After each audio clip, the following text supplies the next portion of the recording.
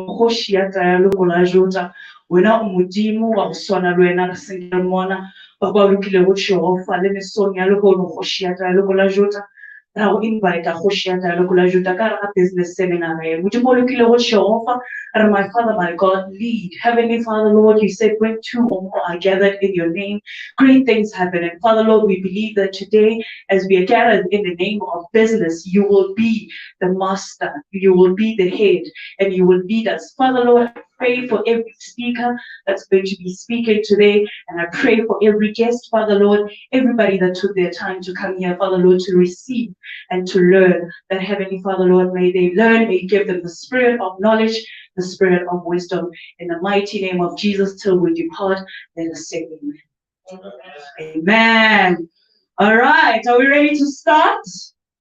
Are we ready to start? Give yourselves another round of applause. Yes, absolutely love it.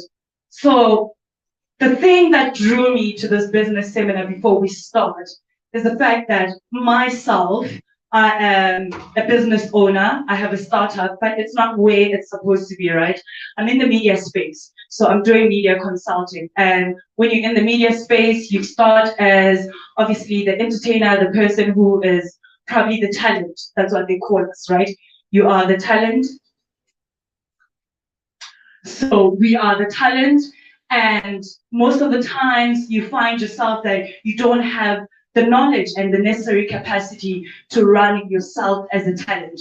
So I took it upon myself to actually make myself not a talent, but a business. That way you are able to manage yourself, you are able to manage your business, you're able to manage your finances, you're able to manage all these things because just as I may be talent, but also there's a lot of logistics that come with me being a talent. You know, the logistics of getting paid for your work, the logistics of maybe being robbed, you need somebody to handle that, you know, all those nitty-gritties. But today we're going to learn about every single thing that goes in hand with making a business successful, right? And I'm glad that you all made it here because making a business successful, especially when you're a startup, is not easy, but having the knowledge from the people that have done it for probably more than 5 years, 10 years, 20 years in the business, it makes it very much easier for you to actually do it. Sometimes we think it's easy when you see Highlands College running and you see all these kids coming into the college and you think, my goodness, how did they start? But we're going to hear all about that today. And of course, we are streaming live, so welcome the audience that's on the page right now. Thank you so much for joining us. Absolutely, absolutely love it. And I hope that the knowledge that you'll be getting today is not going to be in vain. So, because we have such beautiful, amazing people today on the panel, and I'm so excited. I feel like, you know, when you are a kid about to learn from the teachers on the first day of school, this is what it feels like. These are extraordinary people, people that have done so well for their business, people have done so well in their lives, personal lives, and I think having them on this panel, Ronald, was such a brilliant idea. When I saw the poster, I was like, are these the people that I'm going to be with? There is no way. And you know what I love? I saw, I think there were 2 women on the poster, 2, right? 3 including me. And it's still Women's Month. Halala, sari halala. Halala, sari halala. Yes, that's what I love. Women in business, women telling us that you can do it. You can be the career woman, you can be the wife, you can do anything and everything and still do that business, right? So I love the fact that you included and incorporated women in this program. And I think a lot of us, men, you can see how you are outnumbered today. It's okay. You're outnumbered, we will forgive you because it's still Women's Month. But we've got an incredible, stunning woman that I admire, and I think I've only had the pleasure of meeting today, and I've seen her work. Absolutely beautiful. She's done so well, and she's still doing so well. Her name is Fatima Mohammed. Please stand up. Can we all give her a round of applause? Yes. Amazing, amazing, amazing, amazing. And of course, we have another woman who is not here, unfortunately, yet, but she will be. And we also have Mr. Tepo Riva. Is Mr. Tepo Riva here? Still gonna come. It's okay. And we've got Mr. Jimmy Maboko. Mr. Jimmy is not here. Mr. Jimmy is not here. Welcome, welcome, ladies. Looking stunning. Absolutely love it. And of course, we also have Mr. Ephraim Silowe. Still coming. We only have Fatima here. Okay, Mr. Herman is here. Mr. Herman Winisele is here, everybody. Give him a round of applause. That's absolutely stunning. I cannot wait. But before we get to our speakers and what we're going to be talking about today, Ronald is here from Visionaries of Purpose Pty Ltd to really tell us why we're here today. Please give him a round of applause. Thank you so much. Let's clap hands for Nolo. Morning, everyone. To our special guest, Mrs. Fatima Zaherman, thank you so much for honoring the invitation. And thank you guys for coming and honoring this invitation. I would like to also give a special greetings to my crew there, the Mr. Malika and your crew that are live streaming and covering this seminar. Before I get into the purpose of the day, I just want to address the certain events that occurred during the course of the marketing of this. So what happened is my phone was hacked.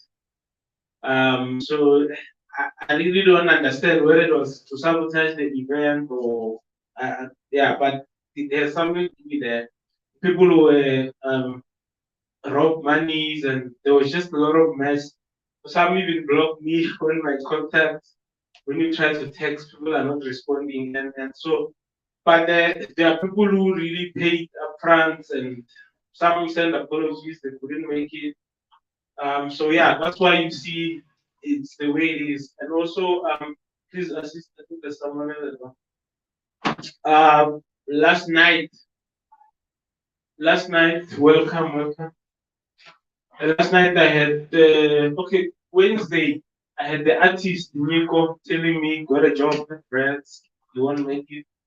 Then Thursday also I got a message from Yvonne. She was supposed to be here. She's taking a child to Joburg. I don't know for performance or something.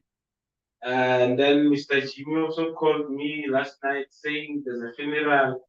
Okay, last Sunday the burial is today.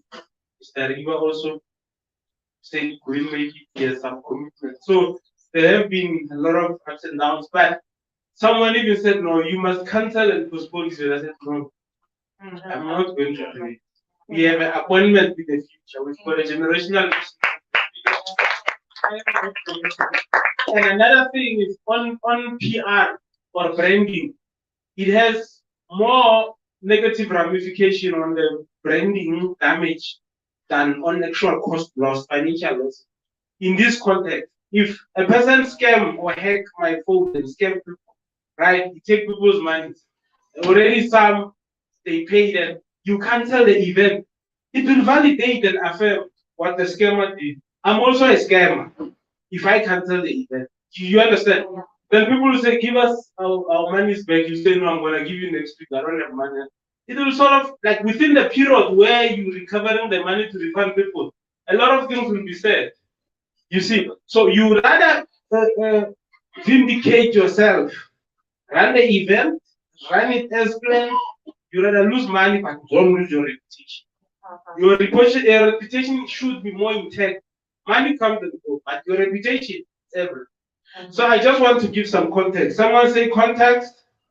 Context. Someone say purpose. Purpose. Okay. The question is, why are you here? Why did I bring you here? Right? So we have our banner.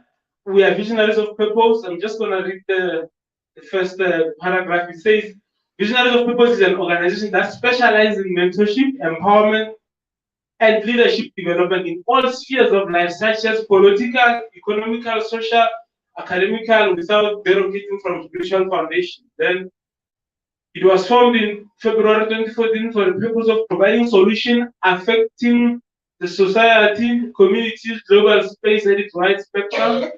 Our target is churches, organizations, prisons, hospitals, schools.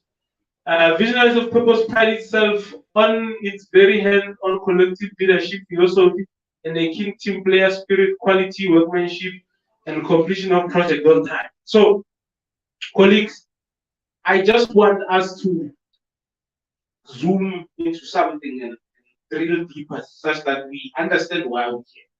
South African population, I've got accountants and mathematicians and smart people. How many are we? We are 60 million, right? 60 million. What's the unemployment rate at this current moment? 44, 43, somewhere there. What is of the population value? Percent, yes. I think it's 44, 43. 44%. Yeah. What is the 44 of 60 million? Mathematicians and accountants. Are you taking out your calculators? 20 to 25 million. 20 to 25 million. Right? Yeah, and so on that 40 20 to 25 million, you still have a 55% plus of young people who are unemployed. What is the 55% of 25 million? I just want you guys to see how big 13 million, 13 to 14 million. Okay, of that population. Now, you have young people with ideas, young people with qualifications, young people with a more business concept, young people who are creative, who are energetic, who are sidelined, who are rejected, who are forgotten, who are excluded in the economical participation, right? Now, if that's the case, the question is, what should the young people do? Okay. They should start businesses, but that's not what is happening, because our government is also not crafting proper mechanisms or investing more resources, injecting more resources to create opportunity.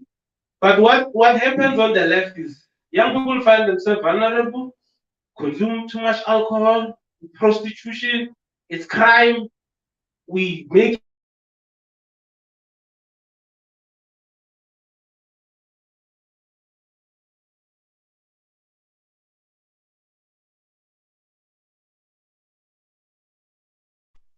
position and prosper, right?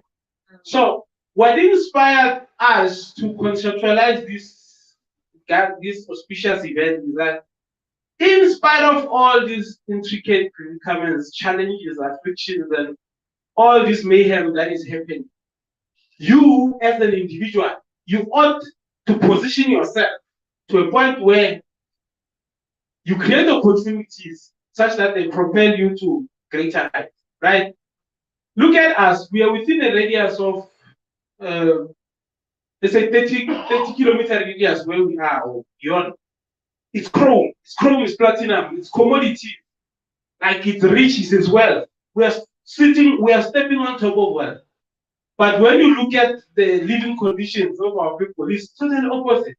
The wealth of this place does not represent the demographical location of, like, I would say we are rich, but we are poor.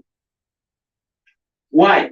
It's because of we are not positioning ourselves towards acquiring the wealth. In fact, outsiders, they come in, they take what's ours. Because our mindset is not focused on positioning ourselves to get what is ours, right? It's in terms of the policies.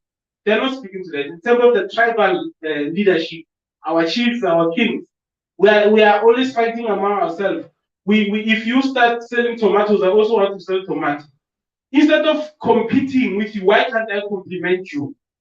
Right? Why did I call this gathering? So that we network, we begin to compliment each other, we begin to be inspired, we begin to say, my brother, what business do you do? No, I'm fixing cars. Okay, I sell tires. Right? Stop going to Joburg to stock tires. Come to.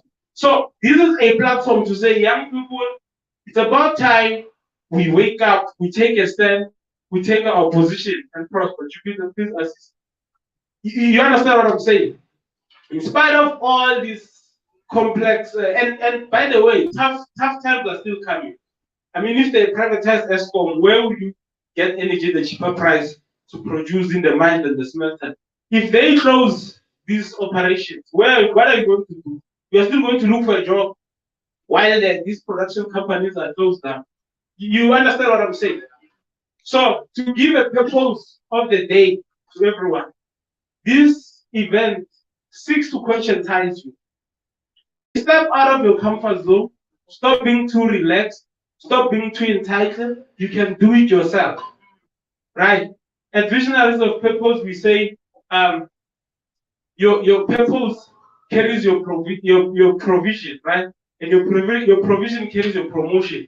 Meaning, in actual sense, I cannot provide for you if you don't have a purpose. I can't give you money and resources and invest on you if you don't have purpose, if you don't have direction, right? And how do I even promote you if the resources that I provided are not even multiplying themselves, right? So your purpose carries your provision carries your promotion. So today, I want to remind you that take your position and prosper. Do it for yourself. Use opportunities. Always position yourself towards opportunities. Use your gifts, use your talent to position yourself. You are more than an employee. A school doesn't teach you, but we are here to teach you. There are gifts. When you were born, your hands were folded like this. There were gifts inside. You have gifts. Your gifts are your keys to unlock your potential, are your keys to unlock your wealth. You understand? There are musicians. There are musicians who they are being paid to be on the stage and enjoy what they do. No law is paid to be here to do it, and it's only for an hour, but you are paid a lot of money. So guys, today I want to remind you: invest on your skills, your gifts, your talents. Every day, put 2 hours on your gifts. It can be administration, can be music, can be doing plans for houses. It can be a graphic designer. Work on that. The day they retrench you at work, they give you your 2 million no provident funds, and you've already built your house, cars are fully paid. People are stressed. You just look at them, say, guys, we will also see. But you know, on the other side, you are sorted. You've got your business crafted. We come and support you. We support each other. And guys, I also want to thank everyone who came here. Chubita is always running everything behind us. Also appreciate you. Thank you, Chubita. And everyone who came here, thank you guys. I see you. Let's network. When you have events, call me, call us, see how we can assist each other, support you. But thank you so much. You'll hear more from the speakers. And thank you so much, Madam Lulu. Thank you. A round of applause one more time for Ronald. No, that round of applause is weak. A round of applause for Ronald. Yes. Welcome, ladies and gentlemen that just came in. We are so glad we made it. I see a mama there at the back. I salute you. I absolutely love you for the fact that you said, baby, we are going. I love you for that. Give her a round of applause. You know, when Ronald was out here talking about excuses that people were giving, you know, I gotta go to Joburg, I gotta fly to Dubai, I gotta go buy a dress, this and that. You know, yesterday, when you see me with this, I cut my finger, and in my head, I'm like, this pain is cutting through my soul. Let me call Ronald and tell him, you know what, actually, I can't make it. I'm like sick. I am in a hospital. My finger is off. But you know, sometimes you just need to get yourself out of the excuses that you make and show up, right? So thank you so much for showing up and showing out. And we're going to start with the program of the day. Ronald, thank you so much for what you do for businesses around in Begersfort and Leidenburg. All the young people, absolutely. All the young people. This is not the first event. The first event that I went to personally for Ronald, and I was not on the other side of the mic, we had this room full of people wanting to hear more about businesses around Limpopo. So the fact that you still continue to do that, it's absolutely incredible. And thank you for coming through. Make sure that you do follow us on all social media platforms. We are streaming live. Thank you if you are out there Hey. Thank you for making it personally. You are up close right here. So we're going to be starting, because it's Women's Month, we're going to give all the women just, a little bit of push. So we're going to be starting with a woman of many, many talents, a woman of many hats. She wears so many hats, I don't even know how she does it. I'm like, I can't even handle cooking, going to work, and having children. And I'm like, she does it all, right? This is absolutely incredible. Her name is Fatima Mohammed. She's the director and founder of Highlands College and Highlands High School. A round of applause to that. So many parents, yes, so many parents around Bakersford wish their kids could land up at Highlands. I've seen well, my brother actually went to Highlands, and the fact that I'm meeting you today is such an incredible honor. She's also the owner and founder of Twinkle Kids that is celebrating their 20-year operating anniversary this year. A round of applause to that. Yes. She is a mother of 4 sons. Can you believe it? 4 incredible sons. Mohammed, Uzziah, Adam, and Mustafa. I hope I'm saying it right. You'll forgive me if I'm not.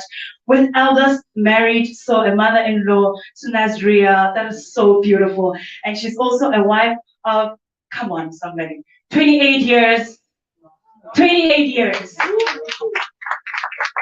How are you a business owner and still married after 28 years? You know what, Fatima, I'm coming for lessons. I'm getting married very soon. I just got engaged. And this is what I say to myself, I'm going to be a housewife.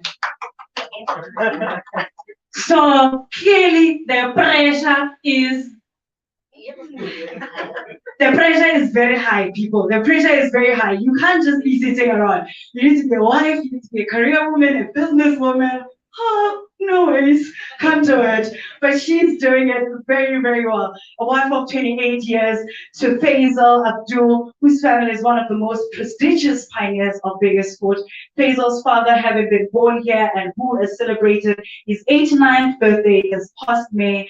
And also Fatima is a volunteer and delegate for Human Aid South Africa, assisting in bringing relief and informal communities in times of disaster. She's also a community chairperson at Bakersford Muslim Society and assists with prayer congregations, burials, and community events. Wow, so many hats. Lastly, she's a volunteer and community member of PAUSE, Bakersford and Leidenberg that assists in rehabilitation of sick and hurt domestic animals. Her name is, ladies and gentlemen, please give her a round of applause, Fatima Mohammed. Yeah. What an honor. Incredible.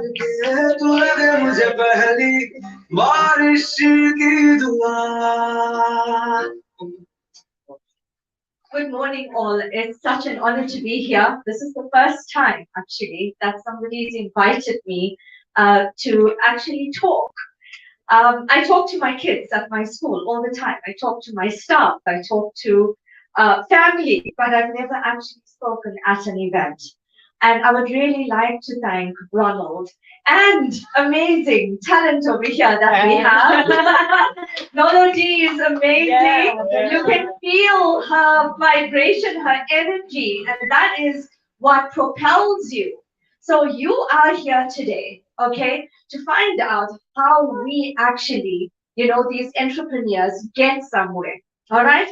And the first step, and I always tell people, we have to remember God. Right. Some people, the scientists out there, there's also the Big Bang Theory. Yeah? Out of nothing, something was created. Yeah. Okay? Come on. Out of nothing, we were created. Out of nothing, I created Twinkle Kids, Highlands College, and then Highlands High. Okay? You do that with talking and dedication and telling yourself every morning when you wake up that I have purpose. So that's why we have visionaries of purpose. I have purpose. Okay? You have purpose. We all have purpose.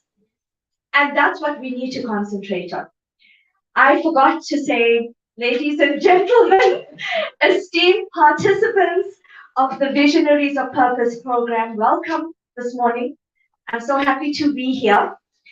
Today, we don't gather just as a community. We are not just aspiring entrepreneurs, okay? We are innovators. We are, as Ronald says, visionaries. We are here united. We are united by this shared pursuit, right? This pursuit of purpose driven. We are purpose driven for success. So this is not just purpose. We are driving for success. All right. So this journey today is supposed to transform all of you. So this is a transformative journey. Okay. You're going to hear from me, or I'm going to try and explain how I did it. Okay. And this is very simple. It's about us having dreams. We have a dream. We go to bed at night. We sit and we imagine in our dreams where we want to be. You know, being a dreamer, there's nothing wrong with it. Because it's those dreams that take you everywhere. Now, my journey starts with my little boy. My number 3 was born in a difficult situation. So he had some problems in his lungs. They call it surfactant. It wasn't released, and the doctors told us that he has oxygen deprivation to the brain. So at the age of 4, he's not talking. And I go to the specialist, the pediatrician, and he tells me, my child's got to be in a special school. So this is my 3rd child, right? A year later, I have the 4th one. So I have my boys. One is born in 1996. Another one is born in 1997. The next one, this is the 3rd one, he's born in 1998. My age. No, you're a baby. You are the age of my son, my goodness.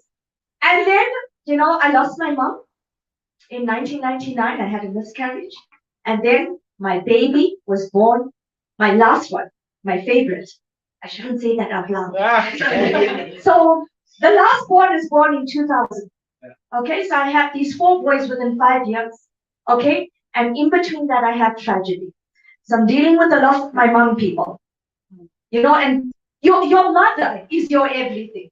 My mother was my best friend. I didn't have friends. My mother was my everything. And here I am sitting with 3 children.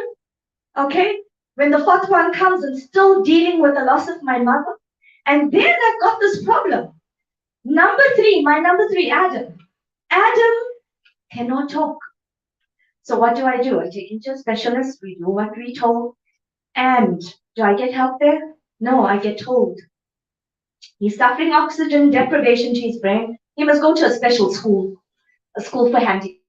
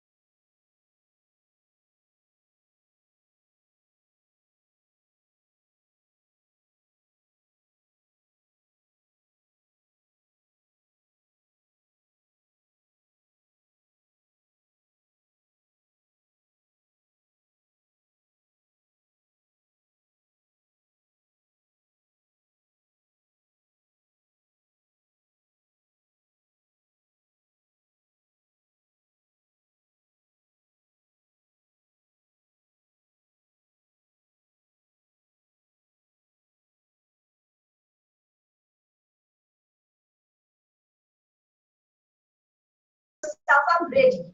I'm going to start. Okay? My son told me, he says, Mom, this world is so big. I'm like, yes, that's what makes it incredible. The youngest, he's always complaining. He likes to sit on his phone and I always tell him, get off your phone, get off your phone, get off your phone. And he's like, Mom, that's where opportunity lies.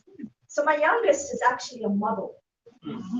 Yeah, so he's very tall. No, deep. He will tower over you. You're tall, but he's taller. So, I joke with him, he goes for these events and he really has fun. And he tells me, he says, the world is so big, Mom. And I said, yes, that is what you capitalize on. Okay? And what makes it big? This social media, right? This today can reach where I was in July, the UK. It will reach Australia. It will reach Canada. It will reach the four corners of the world. Although the world has no corners, it's round. You see? So you have that ability. You have everything at your fingertips. Okay? I was just actually laughing to say that I had a whole speech prepared. And I was going to stick to the speech or try to stick to the speech, but that's what I do. And sometimes I talk so much. Okay, I'm here today and I'm here to tell you, my children read something not too long ago.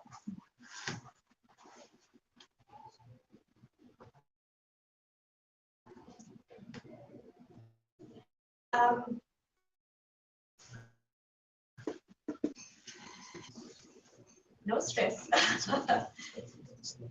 You sort that out. I'll be fine here. Yeah. So this is it. You know what? When you stand here in front of people, as you can see with that, life is not perfect, right? Now, what makes Nolo stand in front here, Ronald? If I call you Lolly, you're going to stand here, you're going to be shy, right? Yeah, you're going to feel, oh, I can't talk. You know what gives me that go? Okay? I tell myself I'm not perfect.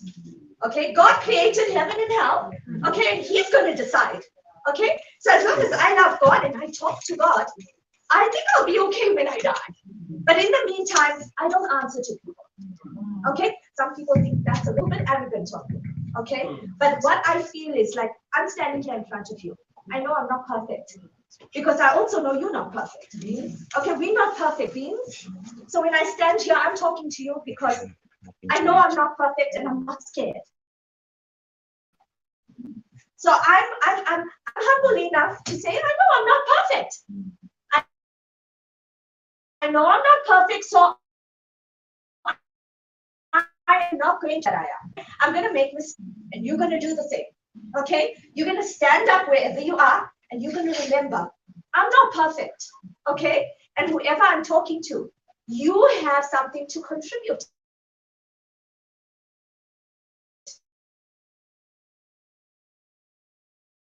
Doesn't matter what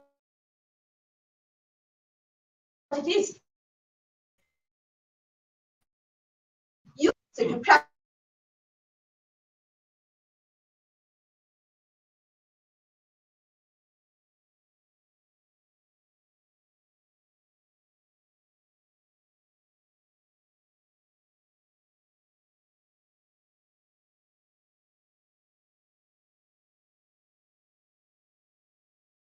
Just keep on sitting and reading a book the whole night. I'm reading a book, The next morning, I can't wake up. So they used to call me Sleeping Beauty. I used to just want to sleep all the time. Okay. Now you get married. Life changes. So I'm talking about where you were, who you are. You can change that. Sometimes life makes you change. Here I am. I'm married to this guy. And I'm making breakfast. Next thing you know, when the baby comes and you're going to feed the baby and it's mommy for everything. So the thing with, is it fine? Yeah. Okay, so you are, then you change. Okay?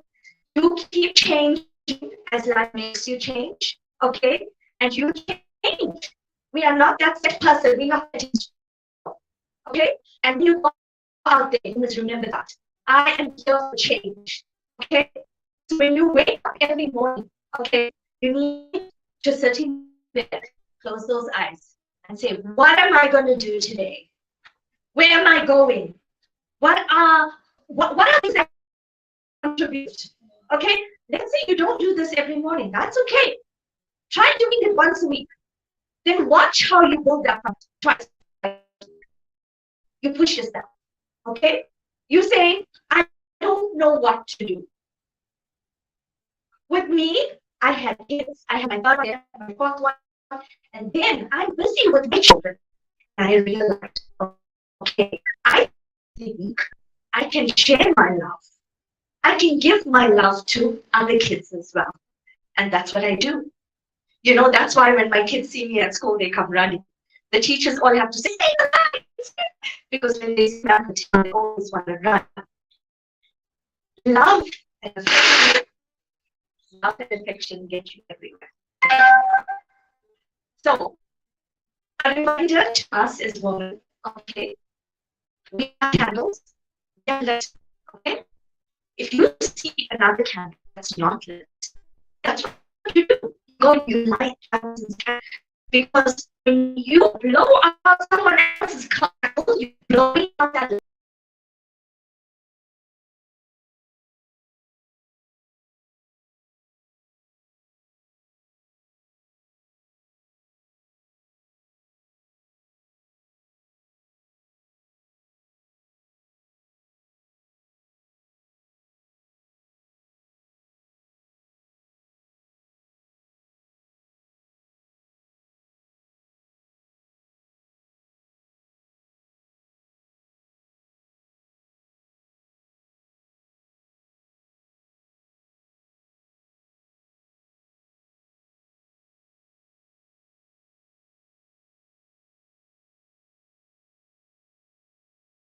child's brain capacity and logic. How did I learn about all of that? I was faced with an adversity. Took the adversity, turned it around. So you take what's negative, you make it positive, right? So you take what's negative, you make it positive, and you build from there. I started off with just my kids, and then I had my sister-in-law. She sent some of her kids. Next thing you know, I had a few people in the town. 10 years later, we're sitting at 100 and something kids. You understand? So you're sitting at 100 something kids, and these parents are saying, Fatima, my kids, just look at them. You know, the one little boy won't take medication from his mother. 7 o'clock in the night, she's knocking on my door. Fatima, please help me. He doesn't want to take his meds. And yes, there we go. We give him his meds. Why? Because we talk to him sweetly and nicely, not forcing. You build up your relationships with people. So you go the extra mile. So when that person knocks at your door at 7 o'clock, stop being selfish. When you are selfish, you're not going to get anywhere. Open your home, open your heart, open yourself to everything and anything that's different. Okay? And you need to, when you go out there, so when we're talking about you going out there and being passionate, what do we mean? What does passion mean? Passion means that you give of yourself. Okay? It's easy for people to say, be passionate. What do they mean? You get me? You're here today to hear from people who understand what passion means. It means going beyond your time limits. Stop being selfish. Stop sitting on your phone. Stop sitting and thinking that, you know what, life evolves on that phone. No. It's being out there and helping people. If somebody, acts against you, don't let them pull you down. Okay? That's why you have to have this. You have to have this community of people uplifting you. Okay? You start something. You say, I met Fatima at a conference. I'm going to give her a call. You know what? Fatima's number is all over town, especially at her school. Okay? You go, you take my number, you send me a WhatsApp. I'm not going to shoot you down. Okay? Because I am here telling you we light each other's candles. So if you call on me, I'm coming to light your candle. Okay? And you one day are going to be standing here where I am today. You are going to be standing here and you are going to be encouraging others. And you are going to be telling them what I'm telling you now. We're going to light each other's candles. Okay? Because those candles are going to take you everywhere. Okay? Like I told you, created out of nothing, right? Twinkle Kids was created out of something negative. I had my son and I needed to grow him. I needed to create that mind. I didn't want my son to sit in a special school. Adversity created Twinkle Kids. From Twinkle Kids, my parents created the college. They said, Fatima, where did you learn this? We do sounds. Okay? And that's the logic. Okay? When you say A, B, C, D, E, F, G, right? And you want to spell cat, and you say cat, sounds. Cat. Now, say C, A, T. C, A, T spells what? That sounds like that. Then we go to Twinkle Kids. At our school, Twinkle Kids, we started my 3 hours, my 8 hours, I was teaching them sounds. Because what's the biggest problem here in SA? Our kids can't read. At Highlands, what do we do at Highlands? We teach them grade art, sound, and so it's visualization with the sound, how to pronounce it. And they learn, they put those letters together, they become readers. By grade 1, they read. That is why I keep pushing. That's why I wake up and, my husband says, yes, he read something actually on social media and put it on our family group. He says, when Fatima's feet hit the ground early in the morning, it's, oh no, she's up. So that's what we are. We are here as women to conquer the world. Our feet hit that floor. We hit it right. Okay? People say, Fatima, why do you go so early to school? And I give them that excuse, like, no, I worry about my kids. My kids come.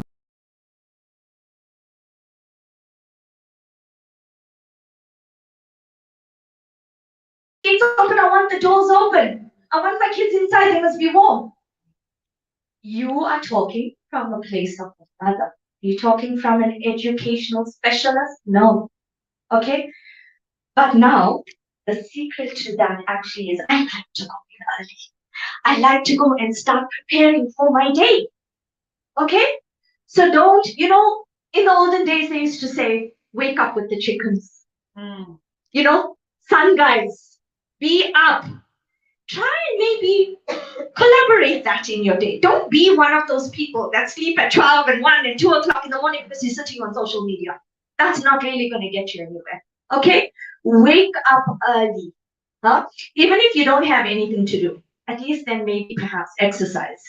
You get me? You got to set the mindset for yourself. All right?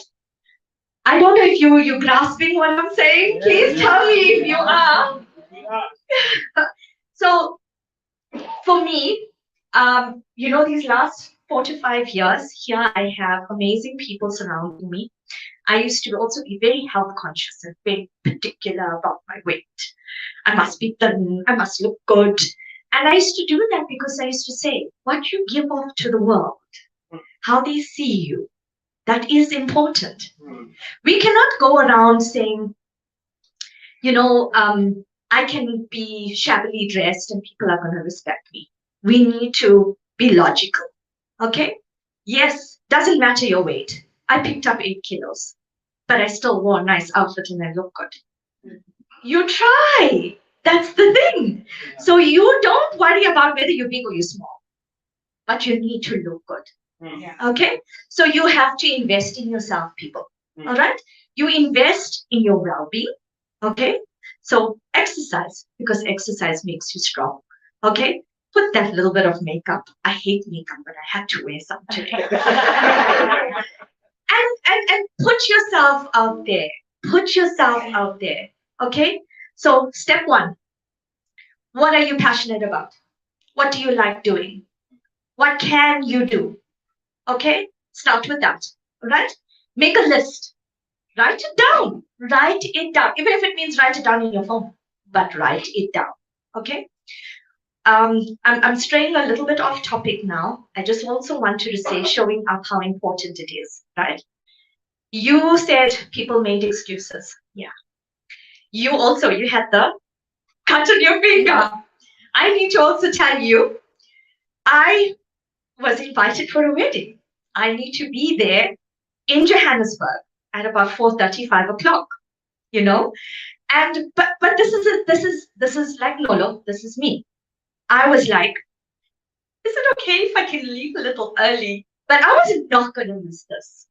You don't miss those opportunities where you know you are going to encourage people, right? If you have a little bit of positivity to bring about, you give that positivity. Show up.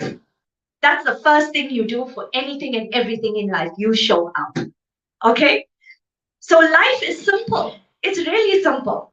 And I'd like to say I got you on a gamble, but no, it wasn't a gamble. It was hard work. You know, I'm a person, 4:30, 5 o'clock, my eyes are open.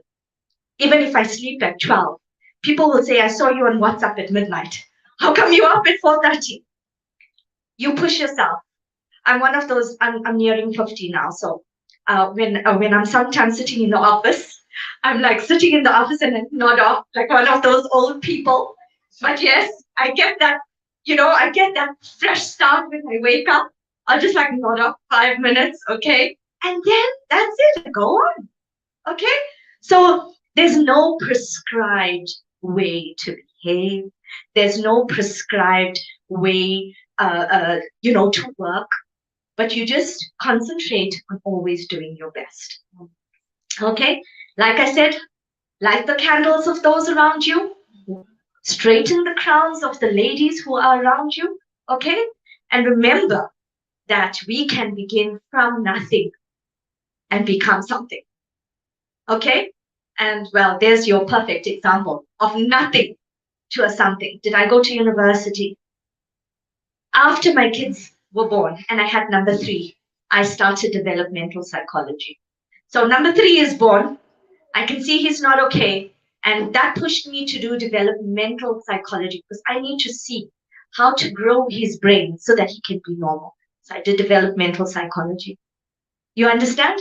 Did I stop there? No. So keep pushing yourself forward, people. Okay? Keep pushing yourself forward. And like he said, you take your position. Okay? You take your position. That means get up. Get up. Get out of that comfort zone. Okay? I'm repeating myself. I know that. I'm sorry. But you got to get out of that comfort zone. Okay? Get up and move forward. Are we good? There we go. All right. So I think my time is up. Okay. I think I ran beyond my time.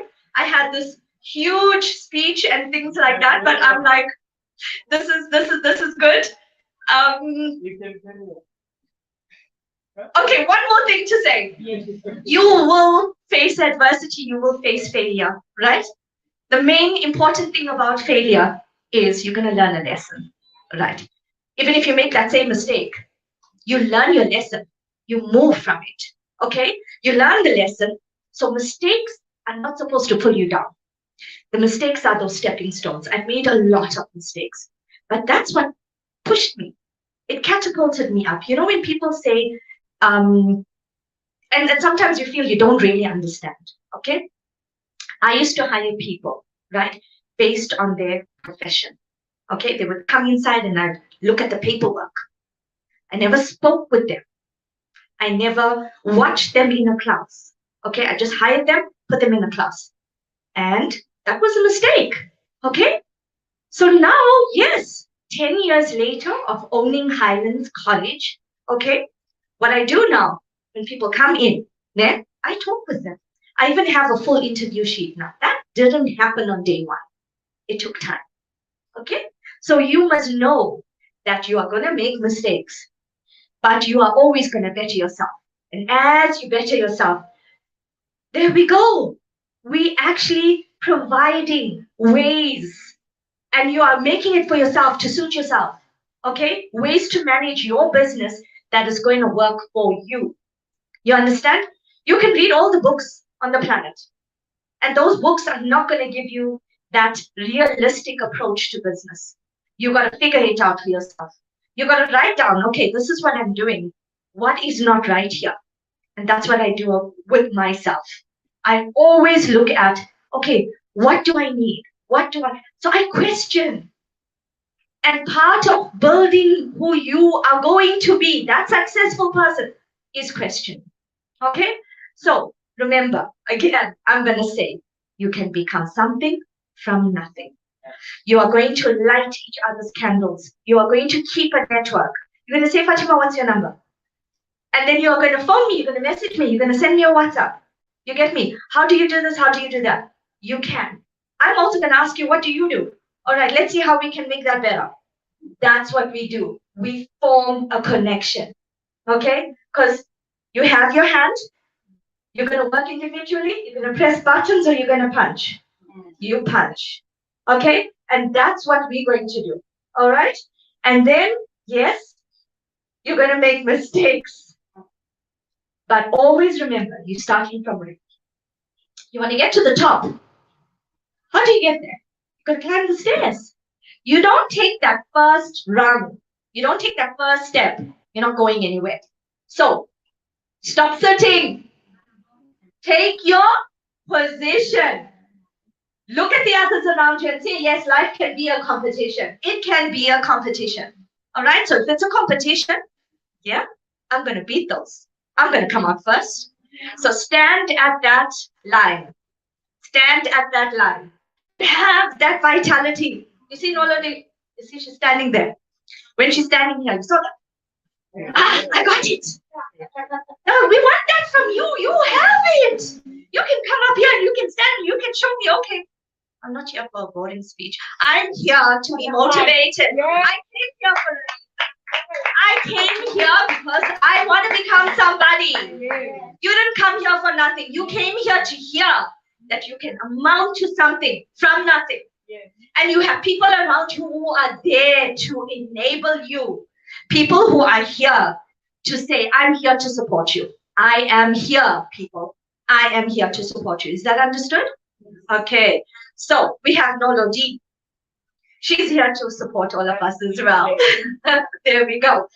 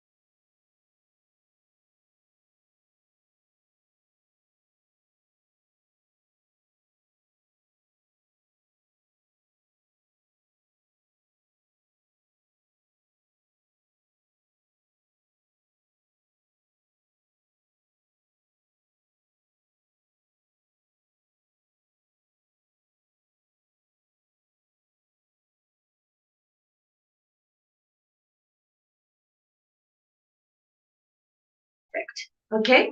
But I know who I am and I stand my ground. That's what I do. Okay? So when I'm in any position, especially if you are across a man, right? Sometimes this is it. It's unfortunate, but we are living in a male-dominated business society, okay? And the men are not easily going to admire you or give you that respect you deserve, okay? So you have to go out there and you have to be firm about it. You gotta have that presence. You see, you gotta have that confidence. You gotta give them that attitude. You understand? Or you know what? You are just going to be overlooked. So you gotta be a little bit loud. You gotta be a little bit cheeky. Okay, you gotta be a little bit funny if you have to. But always stand your ground. Always stand your ground. Always be strong. Show them that, you know what, we're basically the same. The only difference is I'm more emotional. I'm more emotional. Another thing about women, okay, apart from us being hardworking, we have endurance. Men don't have that. Okay, so we've got pluses on our side. Okay, we may be emotional. Why? Well, look at my business. Huh? I started from being emotional about my child. Our love for our children. Why are you here? You want to better whose life? Yours or your kids? Mothers don't think I want to better my life. Mothers say I want to better the lives of my kids. And that's what gets us further. Okay? That's what propels us. Okay? So being a mother, yes, you have to be a mother. To understand that we are mothers of all the children of this world. Okay? We don't hug just our kids. We hug everyone. Okay? It doesn't matter whether you have kids or you don't. You're a woman. Okay? When you're a woman, you don't have to be married to know love. Okay? You have a partner, whether he provides for you, doesn't provide for you. You need to know that whether you're married, you're not married, you support that man. You show him love. Because when you show him love, he's going to show you love. He's not going to show you love first, ladies. You're going to show him love first. And remember, we are spiritual, emotional beings, right? Okay? So we're going to show them love first. Okay? Because when you push that love, he's going to love you back. Okay? Wow. Absolutely love it. Does anybody have a question? So we're going to improvise. Come a little bit closer. We're going to make this a talk show.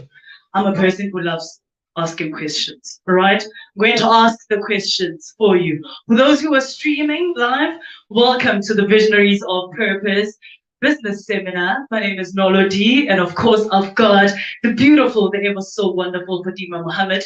She is, of course, the CEO, founder of Highlands College. Now, here's what I want to know, right? Because in every business, there has to be a foundation. There has to be a start. I want to know when the college started, what was your vision for it? Okay, first let me explain a little bit about the startup, right? Obviously, a big property like that, how do you buy it? You got to have a business plan, right? So you got to write things down. You got to go back to normalcy and you got to understand.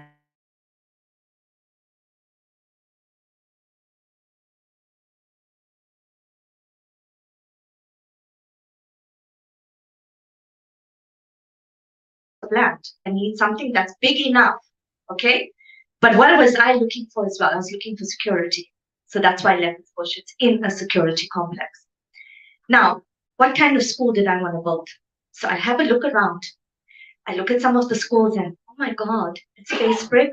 It's good, it's nice, but it looks like army barracks. Do we want our kids in army barracks? I mean, it doesn't have a feel of smartness. Yeah. And you know, so I'm like, okay, another thing, Burgersfort, this place is so hot. Yeah.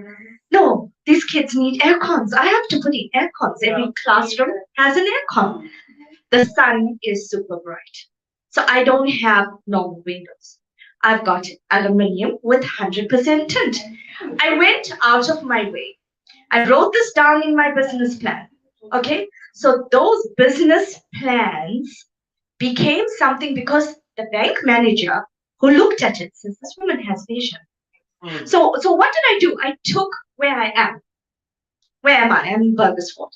Am I in the North Pole or the South Pole. No. Depends where you are, right? So I'm here. Now, the fact that I need to be comfortable, my staff needs to be comfortable, my students need to be comfortable putting in air cons, that's a plus factor. Going to build your business. You get me? Okay? The kids are sitting in a classroom, they're comfortable. Now we have load shedding. That's a problem, right? What do? You sit and you create a budget. You process over time that, listen, when there's load shedding, things are not so good in the school. So what you do is you invest. So, I always tell, like my staff, they say, Ma'am Fatima, look at you, huge schools, where's your car? Where's your car? You can just buy a car for yourself. No, don't waste on yourself. Don't go overboard and buy that Rolex. You can buy a Rolex, but don't buy that Rolex. Invest back into your business. Instead of making yourself look super rich, hell no. Keep yourself humble and continue to build the business. Okay? Obviously, now that's in my field. In your field, you will have to need to buy all the fancy jewelry. And there we go. So it depends where you are. Okay? Each person's situation is different. That's why I said, call me if you have to. Okay? Explain to me what your business is, what is going on. And from a logical perspective, Nolo, we work. We work together and we say, listen, let me give you some ideas. This might work, this might not work. And you move from there. Okay? Love it. I hope I answered. A round of applause one more time. Okay. In order for this question to be relevant, I need to know how many of us in here are business owners? Okay. Okay. How many of us here want to start businesses? Then this is where my question is going. For those who want to start businesses, what important, fundamental, key values do they have to bring into starting whatever business that they have? And for those who already have businesses, how can they keep their businesses running and making them money? Okay, so reading the news, I'll start there. Every single evening before I go to sleep, sometimes during the course of the day, go through what's happening in the world. Okay, right? So apart from networking, right? I had people at Twinkle Kids, right, who were bank managers. So the mummies of the little boys who were at my school, bank managers, okay? And when I wrote the business plan, it had to appeal to them, remember, okay? So you want to grow your business, né? You need to make that impact on people, okay? Like I said, you write it down, you take it to the bank. Now, here's why I'm saying the bank, okay? When we have money, right? I take that money, I've got 100 Rand here, right? I give you 50, I give him 50. It's cash. He gets 50, she gets 50. What happens? There's no banking involved, right? So what happens is the money from him goes cash to someone else, 30 Rand, 20 Rand. It stays as is. Now, when you're in a banking situation, right? And I'm swiping my card, you don't get 50 Rand. You get minus 50 Rand. You get minus 2 Rand from that 50 Rand. Now, keep passing that 50 Rand along. Eventually, swiping, that 50 Rand goes down to zero. That money is sitting in the bank. You get me? So, yes, you use the bank, okay? You start off with the bank, but push and try to get off your bank payments done ASAP. Okay, so that's why, yes, you don't buy that Rolex. You'll see me wearing fake jewelry. You know what? You pay off your accounts, right? You must make sure that you have money in the bank and the bank must pay you, right? So you have, whatever you have, you just keep pushing it in the bank so that whatever you have, it keeps growing, okay? And then there's things like saving pockets. All these things you need to understand and know about. Savings pockets, you get money from them, okay? So that will pay off certain accounts automatically. You have to have a sense of business. You have to learn, Okay, you have to read up about it, and you can get this anywhere, but we don't take that foot forward, right? So when I first, got into the bank situation and I'm owing so much of money, it became stressful. Okay, and I had to work around it because that's what we do. Okay, we say, okay, I'm in this situation. How do I fix it? How do I get out of it? You take everything and you pay off your accounts. Don't be in debt. Okay, and don't depend too much on the banks. Okay, let your business start up from there. That's what I did. And then as soon as you can, don't enjoy life. Okay, hold on with that. Okay, it's a process, but part of this process is pay off what you owe the bank, and then you become successful. Wow. Wow, absolutely love it. And lastly, just before I let you go, for a lot of us here who want to start businesses, a lot of times you probably have a 9 to 5 job and people say, no, leave your job and focus on your business, or some even say that in order for you to start a business, you need to have some sort of capital already for you to start your business. If you don't have that capital, what do you do? And if you already have a 9 to 5 job, do you keep the job and focus on your business, or can you juggle both? Definitely juggle both. Definitely juggle both. That job that you have, 8 to 4, 9 to 5, or in our case, at the school, 7 to 4 for my staff, 7 to 5 for me. Okay. What happens is you need the income, okay, because that income is going to assist you, okay. And when you're in that job, you're going to be meeting people, okay, and that is the networking you always do need, right? So I started with Twinkle Kids, and here I am with just a few kids, and then word of mouth, you grow. So you got to be in. You've got to be in the community. You can't be sitting and saying, okay, I'm going to do my own business, and then you're stuck in one area. No, you see. So you're going to be having that 9 to 5 job, and this is how our 24 hours are split, right? 8 hours you at work. During that 8 hours, you're not working fully for 8 hours. Here and there, see what you can do. Write it down. If you can't write it down, type it into your phone. You see? You are on your way home, sit and listen to inspirational people. If you feel, okay, you know what, I had a hard day of work, all right? Do me a favor. Don't listen to inspirational people. Put on some music. Blast that music. Calm yourself down. Get yourself to a level where you can absorb things again, okay? It's just like when we eat food, it goes in our stomach, it has to come out. The same thing with our brain, right? When we work, okay? Our brain eats as well. It takes oxygen, and then there are byproducts. So how does it get excreted? Through sleep. So you got to sleep, okay?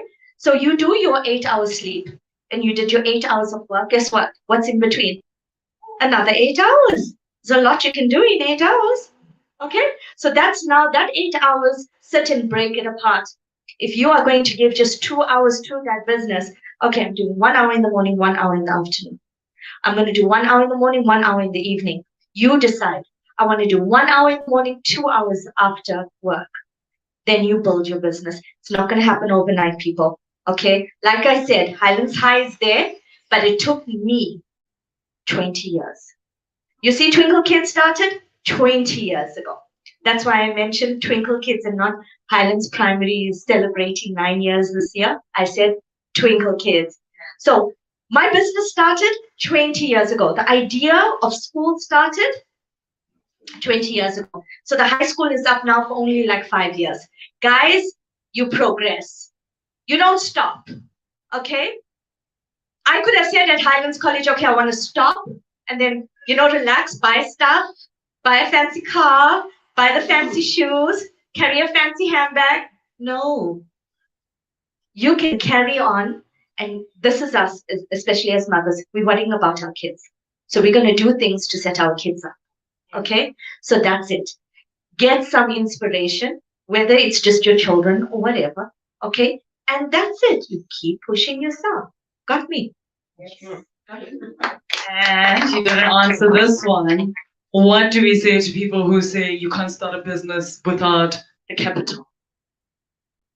Well, there's a living example sitting right here. Okay? You know what? Not everything in life starts with you having money in your hand. Okay? It takes guts. Okay? It takes you. Okay? And people's belief in you.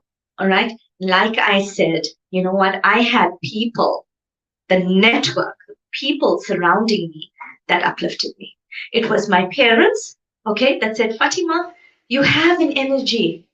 So you need to go out there and you must say, I've got this energy. I got it. Okay, I'm special and I'm going to do this. Okay, and when you have that energy, right, people are going to feel it. People are going to feel it. My staff always say, oh my God, Fatima, when you go there, please don't talk their ears off. Fatima will talk for 20 hours. They joke with me because that's what I can do. You know what? I couldn't do it before. Okay, but I can do it now. Why? Because I do it every day. Okay, and you can do it too. All right? So you've got to start talking, networking. Okay, and the people around you are going to build you up. You don't have that money, but the people around you is what's going to support you. They're going to support your business. They're going to support and make you become something. So I've got no money. I don't have anything in Twinkle Kids. I've got parents paying me. From that, am I buying new clothes? No. I'm taking it and I'm buying things for the daycare. I'm building the business. You see? So from nothing, you're taking what you earn and pushing it back in. You're taking what you get from there, you're pushing it back in. But you got to make yourself seen. You got to be on the scene and you got to make yourself valuable. People must know you're valuable. They want something from you. And you got to make them want it.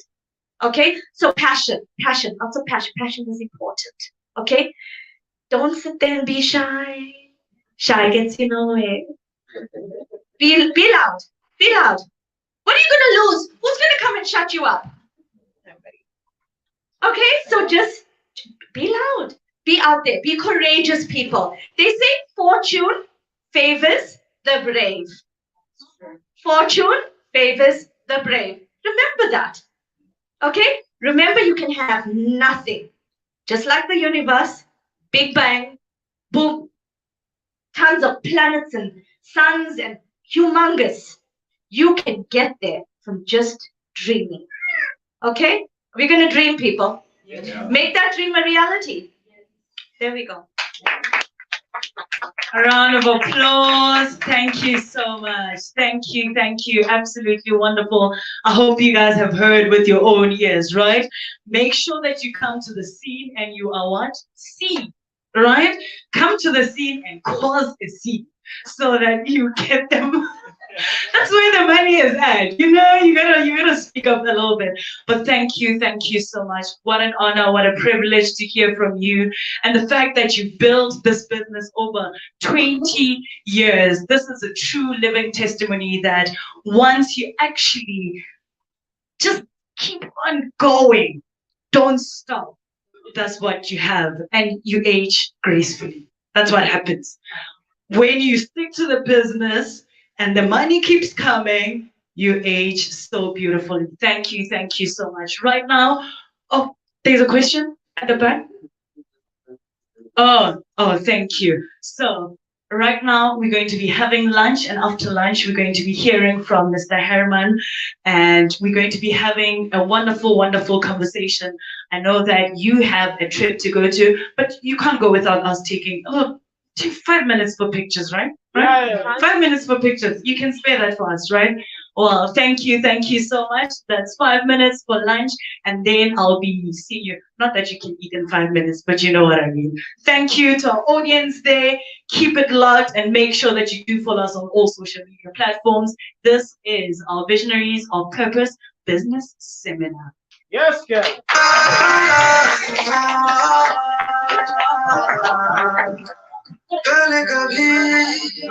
Oh, lunch is this side. फिर मुझे क्यों तन्हा कर दिया गुजारे थे जो लम्हे प्यार के हमेशा तुझे अपना मान के तो फिर तूने बदली क्यों अदा क्यों किया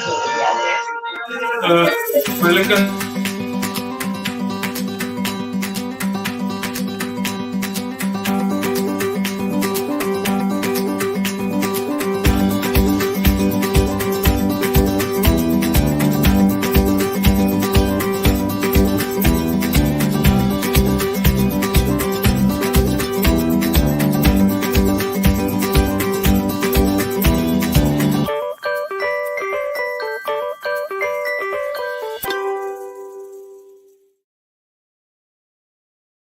Oh, so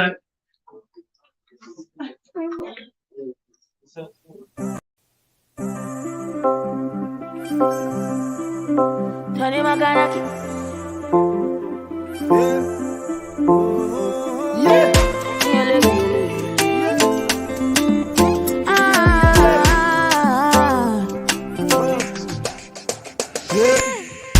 Everything has changed nowadays. Funny how we can't even play no more. It was only yesterday when we party every day. Now it's blood on the dance floor.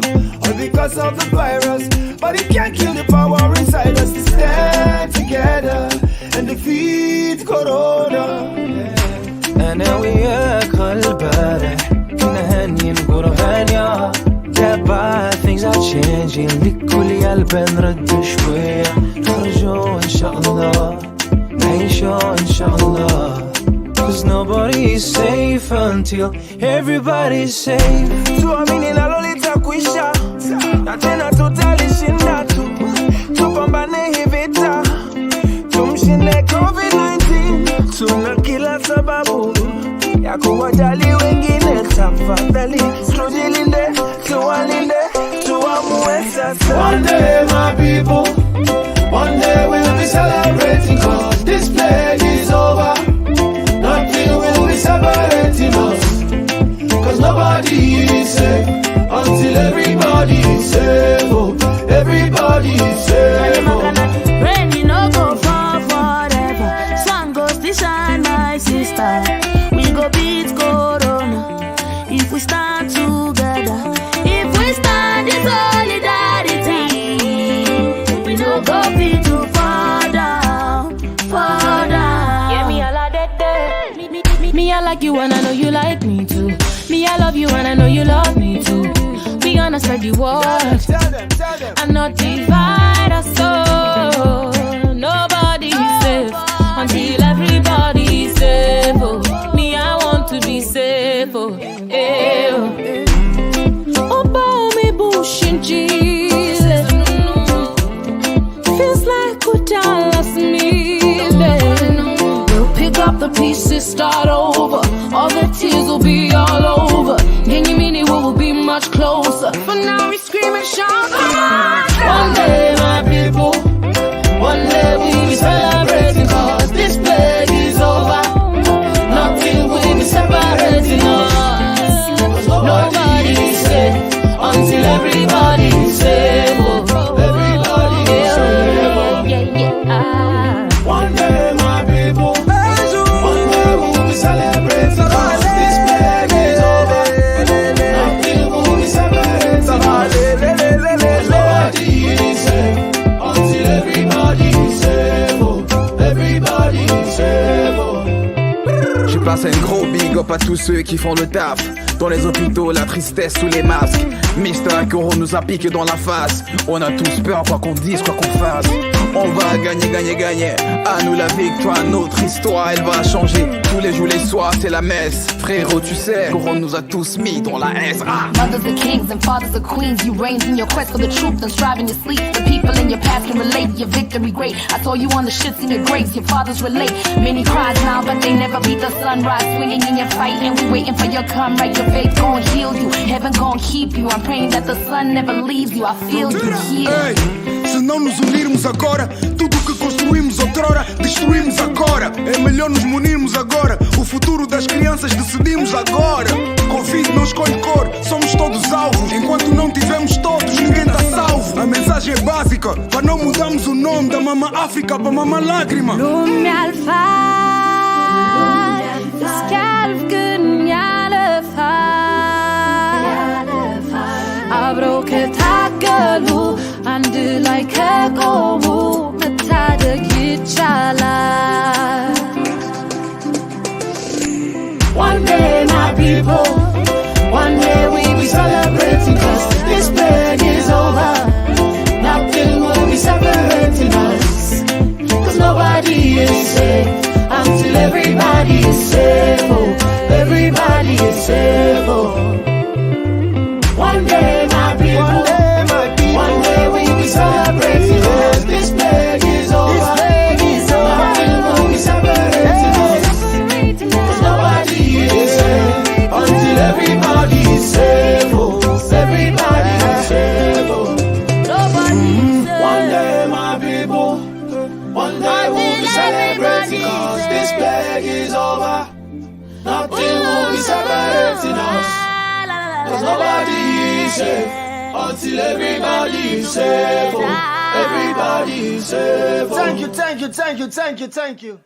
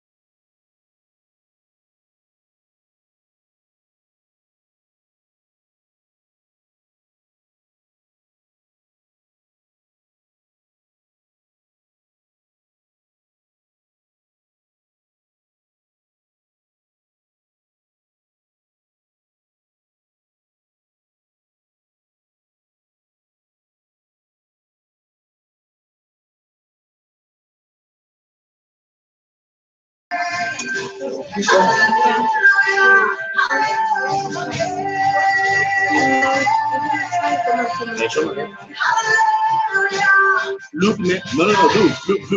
We're gonna be able to take you lunch. The things that now they're going out for lunch. I think in about 40 minutes, we're gonna be able to take you lunch. Now they're going out for lunch. It's not raining.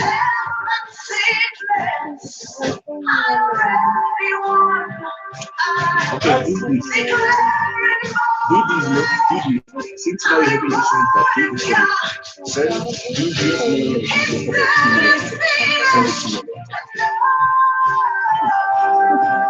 Send me a video on WhatsApp. Yes, I will.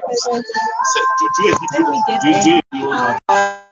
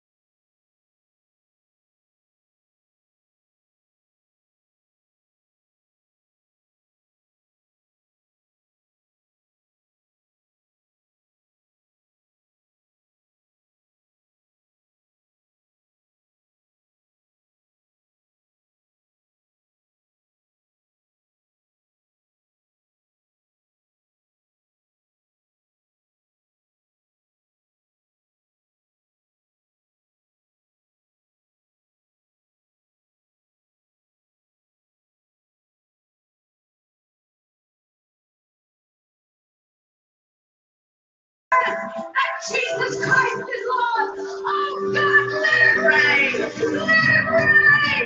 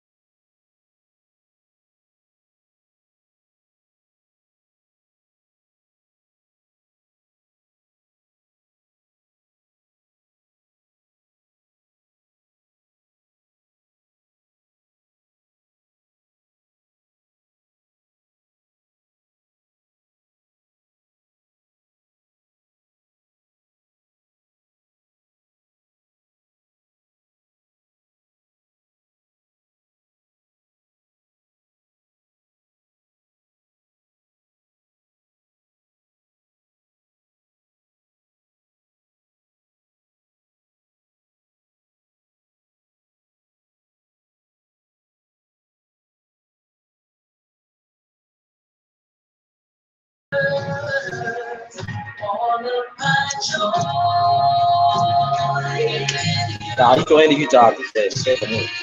Era pure finito.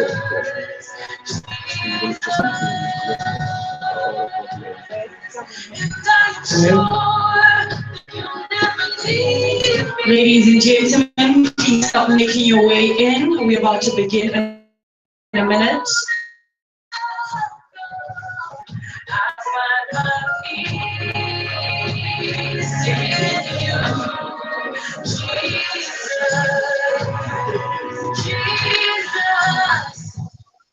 When I look around and everything's crazy, you are still God, and that's never changing. In the midst of my fear and my indecision, you are my focus, fixed in my vision. I look around and everything's crazy. You are still God, that's never changing. In the midst of my fear and my indecision, you are still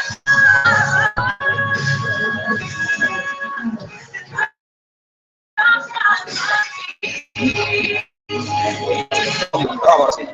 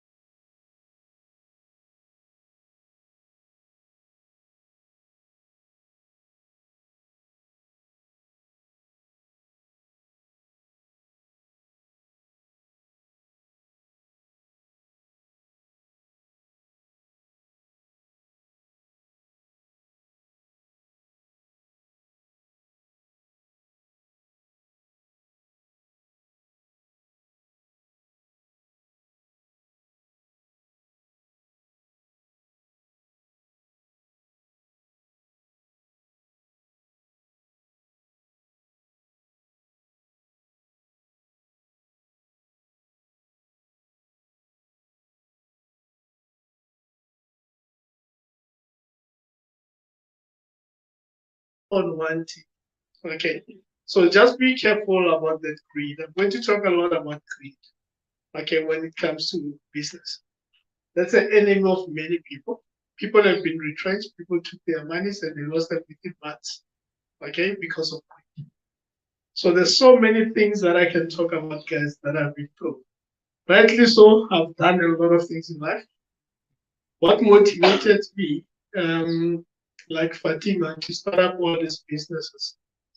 I started up as a very young manager in the mining industry. 1995, 1996, some of you were not born by that time. And during that time, guys, we're taking affirmative action. We're not talking about what you call that committee that we have, equity. Yeah. Okay, by that time, it was affirmative action. Okay, very difficult to navigate yourself through that. And that thing motivated me to start up a business. Imagine you are a black young guy in 1996 and you are working with the white managers, Africans to say. Most of them didn't go to school, guys. Most of them were promoted. Most of them were given positions. And when you come with your degree, you come with your higher diplomas and everything like that, you're a threat automatically. But yet you have to survive. So I think I had some presentation here where I'm going to touch on both the working life, including the business life. Because all of us, we start with working. And if you don't get your fundamentals right when you start working, you're going to lose it. You're not going to have that money to start a business. In South Africa, banks don't give entrepreneurs money. Okay? You have to work for that money so that you can start a business. That's it. So everything starts to your work, whether it's your small job or your little company that you work for somebody. It's how you conduct yourself in that company that will make you prosper. Okay. I'm here today. I think I'm 28 years in this industry, and I'm still here. Okay. That 28 years didn't come cheap. I could have been fired. I mean, you know, our business is not easy. Ronald, you know, people have been fired, people have been changed around, people have been toppled around. Young black guy running the show, I could have been fired. But I had certain principles that I had to follow, which is what I'm going to try as a fundamentals of securing your funding is make sure that they don't get fired at work. That's a fundamental one. Make sure that you can navigate those politics at work. Okay. So I had several principles that I used to write down for up and coming metallurgists, which I used to train because I've been through that journey. Okay. Maybe if I can go through them before I can even go into the business part. If I can go through them, I don't have the stuff. So I said how to navigate the career using the 10 principles, blending the working environment. This is to make sure that you secure your funding by staying employed. Okay. Okay, what you do there is, I said, you look at passion. I mean, that's what Fatima talked about. Determination, resilience, discipline, pride. You need to be proud that you can work hard for yourself. Don't get shortcuts. You must work hard. It also applies at work. Very difficult. You get people who are normally called as leakers who survive. But I'll tell you, that's not a survival kit. You'll get fired at some point. You're going to a short-term survival. You need to have a great attitude. Okay, you need to have a great attitude. The journey that I've started is with me, with the determination. When I was young, I was not an A student, so to speak. Okay, I wasn't an A student, but I was determined to do the sciences. It started with my middle school. Middle school, I wanted to do technical courses. I said, nah, man, you're too soft. You must do commercial schools. In our time, commercial was for women, accounting was for women. But I'll encourage you men to do accounting. Okay, in our time, you have to be in technical. So they wanted me to be commercial, and I refused. I stood my ground for the whole day until I said, you're irritating me. Go to the class. Then I started my technical journey. So imagine if I had not made that choice, if I did not sit, when we used to be admitted in the olden days, it was not this online thing. You go to the window, and they say, okay, you, grade 1, you, whatever, you, whatever. I had to sit on that window and I refused until they backed up. Similar thing happened when I did my matric. Okay. Science student, do mathematics. Unfortunately, we got our own teachers. I sat with number 1 in class. I was number 2, but not good in maths, but good in other classes, in other subjects. My maths teacher was so discouraging. You know, whenever I did a mistake, you go like, okay. And then the guy next to me, he will help you even if you got 100%. What does that do to you? You ignore the subject. I ignored mathematics and I failed mathematics. Not failed, maybe S, you know, I passed my matric ultimately, but with an S pass. But will the S pass give me the dream that I wanted? No. Okay. It wasn't going to give me that. I had friends who passed. They got leadership at the mines, they became artisans and all that. I refused to follow that route. I went to school every day begging them to go back. You know, most normally when you have passed, they say you have passed. You cannot come back. I begged them for almost, I think, 2 months, you know, until one day when I got to school and I was late. You know, when you keep on begging, you don't come 7 o'clock, you come 8 o'clock. That day when they accepted me, I had a lash. You know, they just beat me so much that I was late for school, but they allowed me to go back in there. That's when my dream started, and I realized resilience, guys. Resilience and passion for what you did, you will achieve. Don't give up. Don't give up. Following year, made it. Made it, got my maths, got everything, got a degree, got a, what you call a university entrance. Went to University of Liverpool. Same thing happened. My maths was not good, guys. I'll tell you the truth. My maths was not good. And you know, with the university, they'll tell you must do maths 100. I had to do maths 120. Okay? But still doing the sciences. Remember, the curriculum was designed for people with maths 100, science what. They still allowed me because I refused to budge to become a lawyer. They said to me, you can't become a lawyer when your qualifications are good. I said, no, I don't want that. They twisted the curriculum at University of the North so that I can do maths 120. So passion, pushing, the doors can open. One thing that I can teach you is the minimum requirements are not the entrance. Okay, the minimum requirement is just to serve you. Okay, to say, okay, we need these guys and these guys. That's why today you've got private universities where people who don't even have degrees can go there, but they still become doctors and all that. Okay, so don't look at your results or your children's results and say it is the worst results or you don't qualify for this. There's many avenues to go in. I fought for it in the time. I think my father was more influential because he took me with the head and he could do his games. Okay, so that's why I managed to come there. The funny part is when you are at University of the North and you are doing a BSc, I did BSc chemistry, biochemistry, physiology. You can imagine all those courses. I left it. Okay. Did it in record time, 3 years. Okay. Whereas I never thought I was a university student. But I managed to make it in 3 years because of determination of that one day I will become a scientist. I made it. Okay. So it's what you tell yourself. No education, no qualification can stop you from what you want to become. Okay. I'm sorry, maybe I was a shark hunting the what you call the antelopes. Doesn't work that way. Okay. I was a shark hunting the antelopes, but I made it. So that's why I say resilience, and there's many avenues to achieve what you want. This is just the story that I'm trying to show you guys. It can be done.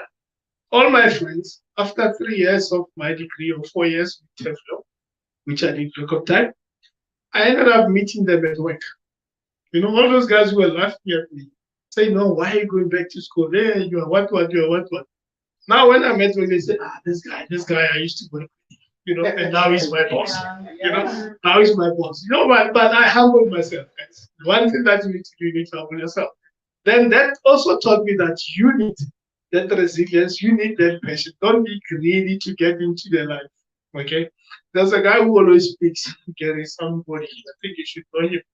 But he said, when you reach 40, you are not yet there. Okay. Don't try to fight with your life from when you are 20. You only start realizing your life after 40. And I can attest to it.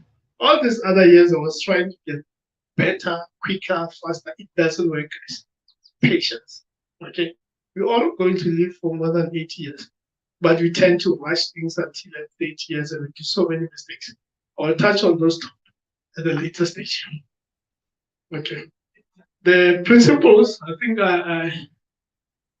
okay. When you start working, remember what I told you about the affirmative action. You start at 20%. Fatima was like, you remember their culture, they normally get support. Okay. With us, you start at a negative 20 already when you start into the world. You have to fix that 20 before you can even start. So you sit with issues where you need to focus long term. You must forget about street politics. Yes, I'm a comrade. At work I cannot speak Afrikaans. When you speak Afrikaans, it's a new South Africa. It doesn't work. Okay?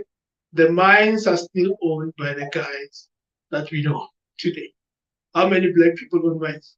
To be honest. How many people? Yes, there's a black person who owns the minds, but who are below him?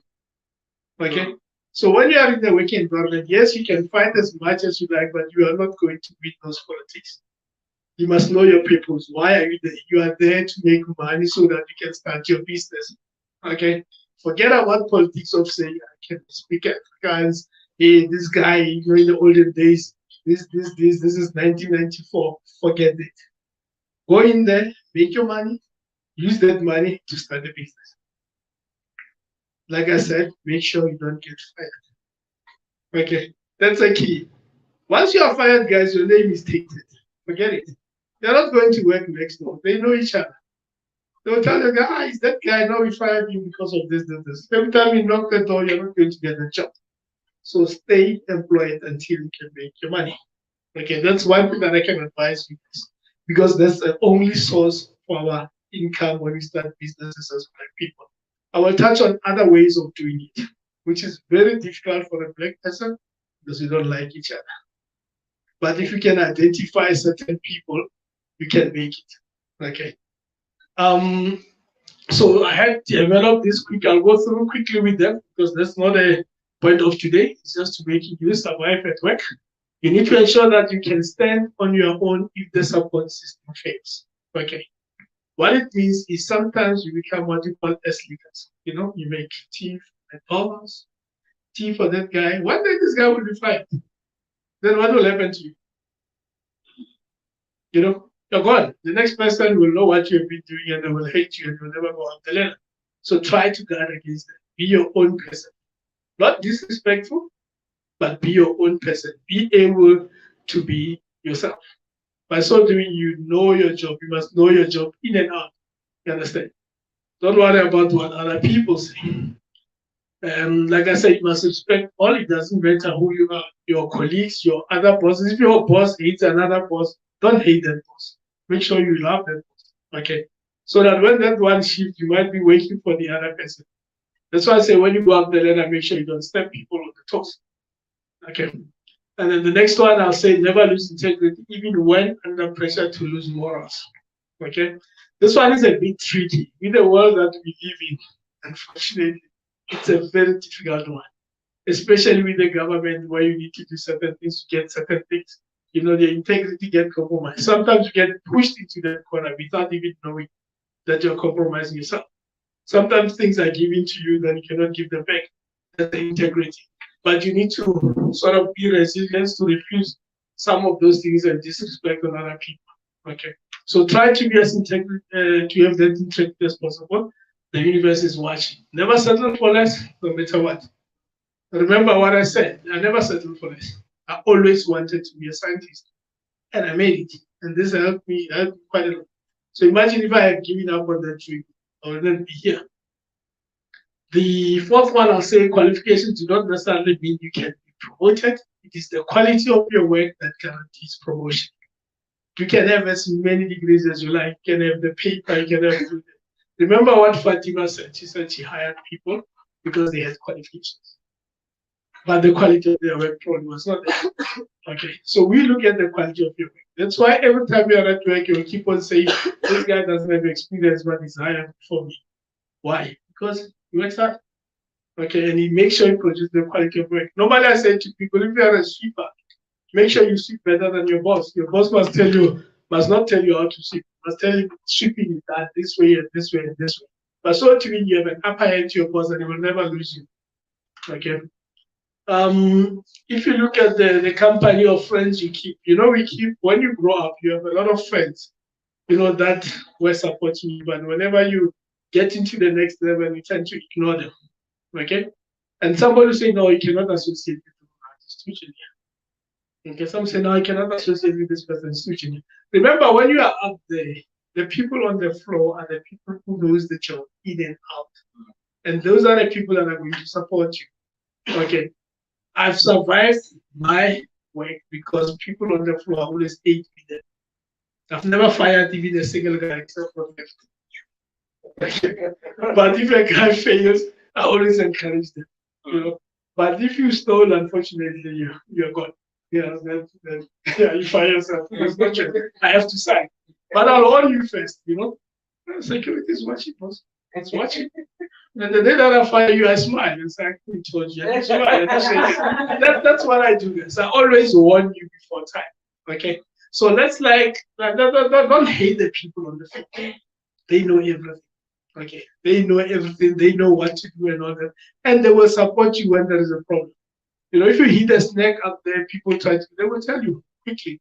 Now we solve this problem like this. How many times have you been at work and there's an issue? Yeah? And you don't know what's going on. If you hate people, you'll go around this bottle, they will tell you, no, it's a can, But if you know someone says, that thing is a bottle, you change it this way. You become a hero, Then you get known for fixing things very quick, Speak up to loving the people on the floor. So whenever you are in an environment, try to make sure you become friends with the people on the floor. They will push you up. Anything can be turned into gold, no matter how small it can be. If you are given lemonade, make lemons make lemonade. Okay.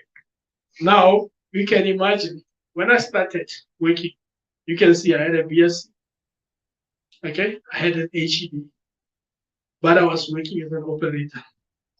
I was that. When you said Herman, when she said Herman, when she pronounced my name, I love it because people say it's Africans. Guys, I had to use Herman when I started working.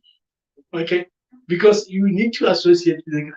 Talk a little bit of Africans. They like you. They give you all the information. They give you a lot of information and you learn. You wait until you stress that position that can okay. So by that moment, you want to learn as much as possible so that you become indispensable. Okay. If you have knowledge, nobody will fire you. Forget it. Even if you made a mistake, they will brush it off because they really need you. Okay, Herman, that's the reason why I use Herman. I grew up in that era. If you say Herman, Herman, I said, yeah. But the Africans, Africans people are very helpful. If you show them you love them and talk as if you love Africans, they will teach you everything. They will give you everything. Okay, so don't use those street politics. Please try to put them at the back. Okay, understand work politics.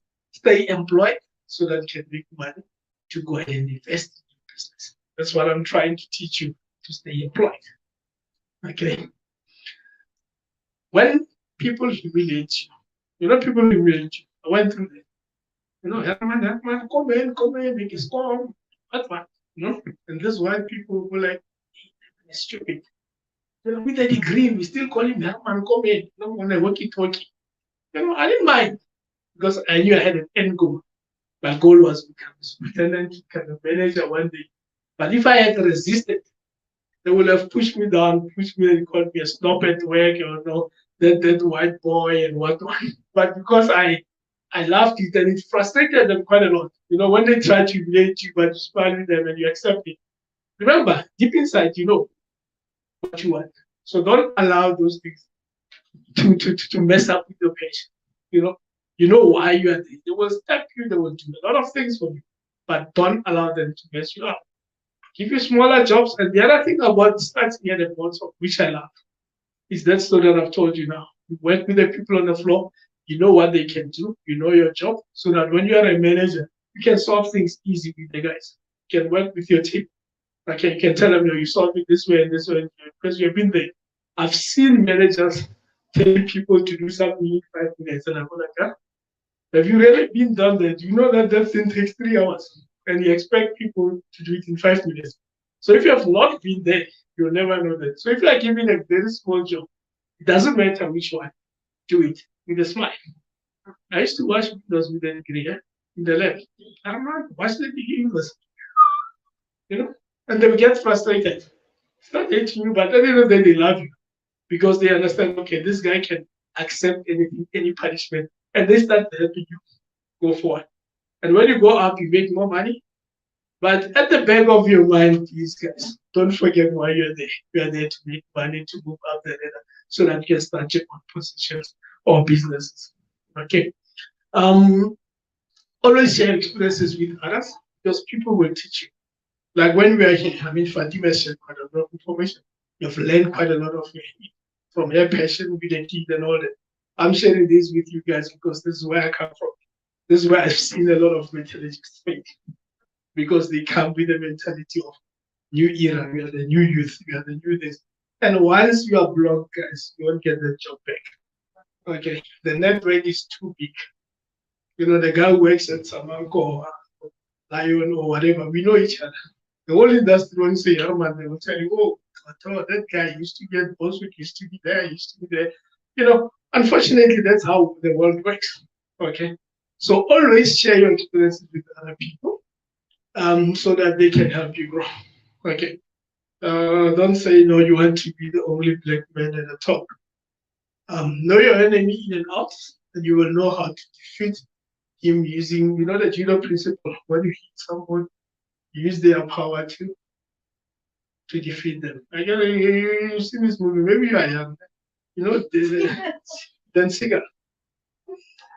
You know that Danziger? You've seen that Danziger movie? Kill 2000. Okay, I'm not. Okay. It is that guy who goes like this and goes like this and breaks you. He uses your power, okay, to destroy you. So that's what I think I've learned with myself. Use the power of your people, of your bosses, in order to make sure that you can manipulate them. Okay, so that is what the principles are all about. I think the last one is learn to be tactful by understanding the business communication. This one is the one where people fail. Okay, you go down there and talk to the guy on the floor. And that guy on the floor is a friend to the CEO. You don't know about it. Okay, you don't know about it. So if you know that that guy is related to the CEO, will you say certain things to that person? You want. So learn when you are at work who associates with who. Okay, even when you want to send a message up, you know who to impress. Okay, this guy, if I impress him so much and go up there, whenever I got into trouble, he will defend me somewhere else. So know those communications. Okay, then you will survive, then you'll make your money. I think those are my 10 principles that I have to teach people in terms of work side in order to sustain yourself and make sure the cash is there. Remember, we are all there to make money, okay? But unfortunately, working, guys, it's like a tap. If you close the tap, the money is gone. So you have to survive. Okay, listen to your friends and whatever telling you, no, that guy, we are going to do this, we're going to sabotage him, you're gone. You're not going to make that money. So try to look at those principles and don't be the only black at the top. Okay, because that is bad. It will bite you someday. Okay. Now, if we move now into the lesson learned in terms of how to fail many times in the business. I think most of you are here for that. Yeah. Okay. That one was trying to make the funding and making sure that, we all go to school and we all need that money. So now you must learn how to fail many times. I've been in so many careers. I don't even know what I am. Like what you said, I don't know what I am. Honestly, you ask me this subject, I'll tell you. You ask me this one, I'll tell you. Like Jack of all trades, I hate it because I don't make money out of it. But to be honest, I love it because you go with the flow. When you are good at something, it doesn't matter what, it can make money for you. Okay? I've moved from being a metallurgist to a marketing guy. You know, I'm in metallurgist, marketing, BSc in chemistry, physiology, honors at UP. You know, all of a sudden now I'm a superintendent at final product selling other things. You know, it's not even science what I'm doing. Okay, but it's all through hard work. Again, no way in chasing the money. You know, they say you chase one. People say you chase one. You chase the bag. You chase the bag. That's what you say. I was chasing the bag all the time. You know, you move me to this side, I land and I do it. You know, as long as there's a bag, there's a bigger bag, I'll keep on taking it. Okay. So that's what I was doing. They say in an attempt to be successful, you will fail 8 times or more and stand up just one more time. That is the key to success of many people. And it is how many times you stand up after a fall that determines your survival. Okay. Starting in 1996, imagine I was still a junior employee. How we raised our fund, we were 3 guys. Okay. While I was still working, imagine.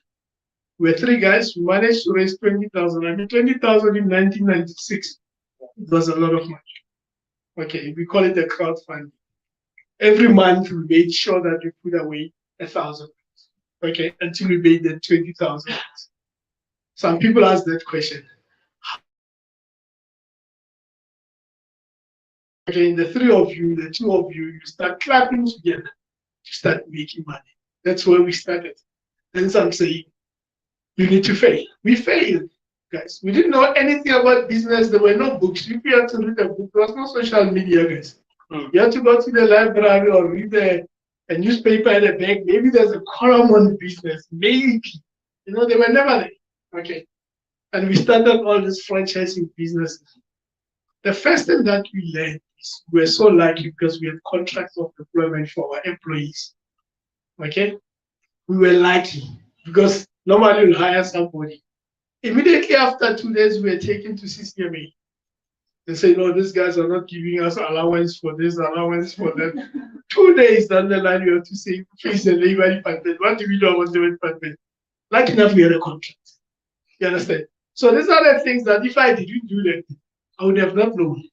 You know, 2 months down the line, because the workers that we hired didn't even want to start to look for people. Already they're taking you to CCMA. Imagine you have hired a building, you have hired all these things, but employees have already started. We tried to live with this thing for 3, 4 months, 5 months, okay? But on the 6th month, we said, you know what, this is not working. We said, yes, you have lost 20,000. 20,000 by then, I think it was 100,000. Something like that. And we said, guys, you know, this won't work. We are going to lose more. We pulled out. Now, the lessons that we learned from that business, which I believe everyone needs to learn, is employees need to be monitored daily or else they will run your business. You know? Research starter, the business you want to enter into, especially franchises, you must have employment contracts. You must be able to get out of on time if the business is going down. You know, I failed again on this. You know, even though I learned the lesson, but later in life, I failed because of greed. Okay, because I started staying in a business where I was going down. You understand? But this was the first biggest lesson that I've learned. So we moved out of that business and we had to start from scratch. Unfortunately, when things like this happen, you know, to start from scratch is very difficult. But here, what I wanted to show you guys is we can get finance out of clubbing together as 3 people while you're still employed. The unfortunate part is if you are not sitting in a business, you know, one of my friends who was working for the government, we had to run this business. During lunchtime, he had to go out and run this business. And then after lunch, he had to go back into the office. Now difficult it was. It was very horrible for him. And he had to deal with labor cases. You know, I was like 100 kilometers away. And the other guy was 200 kilometers away. He had to do that. Now imagine that work as well. What do they do to you? Now this guy's always running private business. You understand? So it was very difficult. We wanted to do something good, but we failed. But we didn't stop there. Okay, or I didn't stop there. I don't know what my friends did, but I didn't stop there. Okay. I moved on to another business. The same friend of mine, you know, during those times there was BP projects. You know, you have to supply bricks, you have to supply this. Unfortunately, my friend didn't do the father-in-law. Put in my 10,000 rents. That's those times again. try again. Something went wrong. I lost my 10,000 rands. What I've learned from there is don't do business with family. Don't do business with family. You won't have a recourse. I mean, the guy couldn't go to the father and say, hey man, my friend's 10,000 is there. You understand? So by then, imagine in a short space of time, you've already lost 30,000. You know, by then you're earning like 5,000, 3,000 per month and whatever. It was a lot of money. But we didn't give up. We kept on going. Or I kept on going. Remember now, in this instance, I'm also running up as a manager, learning at work. I'm too busy. You see, I have to support myself there and there. That was the lesson that I've learned from business. Speed is important when you're starting a business. Before the, what you call the E20s and whatever was smashed by the taxi industry, at home we used to have taxis. Maybe I'm one of those fortunate guys with the silver spoon, but it didn't work for me. It didn't work for me. My father was too strict. I hate him even now. But I love him. But I love him for the lesson he gave me to stand on my own. You know, a lot of kids with a lot of money, they get destroyed because they are not taught how to run the business. My father refused me money. I even took myself to Durban with my money. You know, at school, you go to Durban with your schools and whatever. He was refusing to pay for me. I said, you know what? I don't want your money anymore. When I went, could you take myself? And I did that. You know, when I went there, I showed you I'm going to Durban. You know that thing, guys, it's so powerful. Being rejected by your parents, that teach me a lesson. You know, they didn't spoon feed me. People say, I know we are rich and whatever. And you know, when you are studying with a lot of students who at their home, they are spoiling them, and you know very well at your home because money. You know, we had guys, okay, maybe my story is like this. I was shipped out from my home to go and stay with my grandmother in the Forum House and in the 6th. You know, in the Forum House. Now, my father is somewhere else and I'm in this township. Now, at school in this township, they just see a forum. They don't know where you come from. You know, and then you got these kids who come with motorbikes to school, you know, that bike like this and whatever. You know, the pain that you feel that, you know, my father can do this for me, but I can't. You know, those things that motivate you. You feel like your father hates you, but he was teaching me the biggest lessons in life. Okay. So I bought a E20 for my father because he left the taxi industry. It was becoming too violent. Taxi industry was not for kids. In the olden days, it was authorities who were running those businesses. So my father took me to school with his money. And when I finished, he said, you know, I cannot do this anymore. There's violence, there's kids, they're quarreling us and whatever. I'm getting out of there. I decided, you know what, I want to start up my father's business with the V20. But it took me 3 years. By the time I started fixing it, the whole industry closed down. So the speed killed me because I was too slow to start, and then that opportunity there. So speed is quite important, guys. You never know what the legislation is going to do or your neighbor is going to do. I started a pub as well. The reason I started a pub, I'll tell you later about it. Okay. When I started a pub, you know, you make your plan. You want to go the legal route, right? You go this, you go to the government, you know, the government will put your file very, very far and whatever. Now there are guys who use the other ways, the non-integrity ways. They knew I wanted to start a pub in a certain place. Hardly a few meters away, they went and started a pub and played their games and what. And guys, you know the laws of the pubs, né? You cannot be 100 meters from school or from another pub and whatever. Once somebody has closed it, you're gone. Your business is gone. Unfortunately, I had to play certain tricks which I don't like. I'm not proud of them, but I survived. Okay?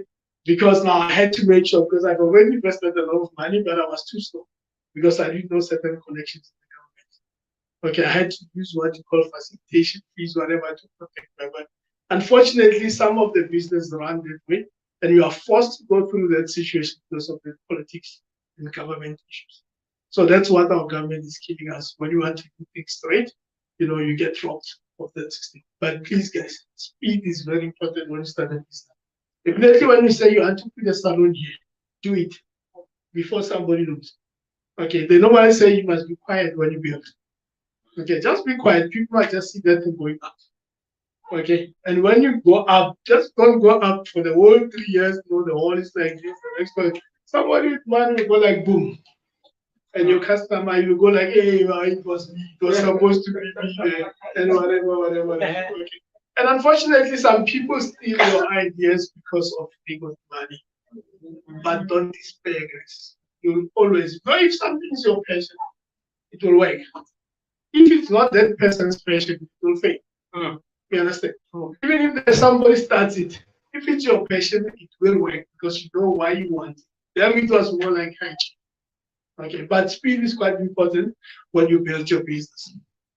Do not, these are when I said I'm in real estate and whatever, do not buy properties. I know most of you will start buying properties and what. Do not buy property you have not seen. Okay?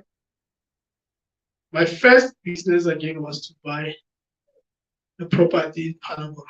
Imagine what's like Panama. Very funny. You buy it on paper. I think I was a fortunate one because they sold me the right one. So the people who sold this business, they went under and the new management started. When the new management started, certain people were sold storerooms with the price of a flat. When you got there, it was like, yours is this storeroom here. Yours is this kitchen, but you thought it was one flat. Okay. So when you do any business, go and do what you call a due diligence. Okay. Due diligence, you go there, you find out, you check in, and you make it right. The franchise that we bought initially as well, we didn't do a proper due diligence. Okay, it was more like a legal wise, but it was run by some couple of crooks. They were roping us left, right, and center in our first business because we didn't do a research. Now you got employee problem, you got the people who are supposed to help you roping you off your clients and all sorts of things. That's why we had to pull out. Okay, because now we're losing all that money for that. That's why I say you need to do a lot of due diligence before you do that. Yeah, I was just lucky. It was pure luck, and even today, I don't know how I'm surviving there. Okay, do not buy shares of smaller, untested companies. I always wanted to trade. People trade. Yeah? You buy all these packages, you buy all these programs, and then they will tell you, go to these smaller companies. When they grow, they become big and all that. Guys, I've lost money because I've tried to go for the smaller companies. They went under. But all the companies that I bought for, like your Samsung, like your Coca-Cola's, like your Engros, they are sustainable. Okay, because they are growing. It's a proven business. So if you really want to safeguard your money, go for those kind of businesses. The other thing again with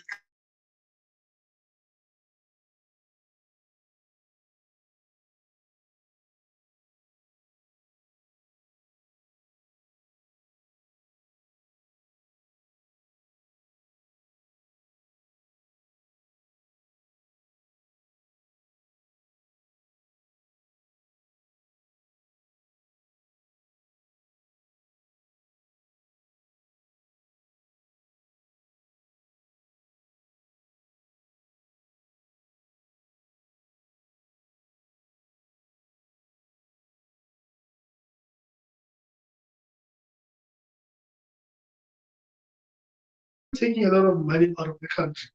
Why? Okay. I said to me, just stop. Ask those guys now you want to sell your shares. The moment I did that, I realized I've lost my money. They will talk nice to you. Very nice, but they will not give me my money back. Okay? They will not give you your money back. So the due diligence that I'm talking about is don't trust those shiny papers. Don't trust the logos. Go in the background and double check. Okay? But then I wouldn't mind about the money. It's quite a lot of money. But it's my school fees. I'll never do that again. And I've learned that greed will always put you in trouble. So avoid greed. Okay? Build slowly. People have been retrenched. People took their money out. And because of greed, then they want to make money. If you cannot make your money, for 20 years I've been working, I don't think I've got 3 million in the bank. But somebody promised you 3 million in 5 days. Is that possible? I mean, people lost money because of greed. Okay? There's 3 things in the world that you need to guard against. It's stupidity, It's fear and it's greed. Okay? If you are stupid, you will make a lot of mistakes. Be careful about stupidity. If you fear what Fatima said now, if you fear to stand in front of people, if you fear to go and ask, if you fear to go and knock, it will mess up your life. Okay? Last one is greed, guys. Greed. It's a problem. Normally, when I relate to greed, it's it's okay to dream, you drive your luxury cars, but how did you make those cars? When I try to suppress my greed, normally I ask myself, how much money do I need to eat per day? The plate is how much? 55 rand. You got a family of 5. How much do you need per day? 10 multiply that by 30. Multiply by 30.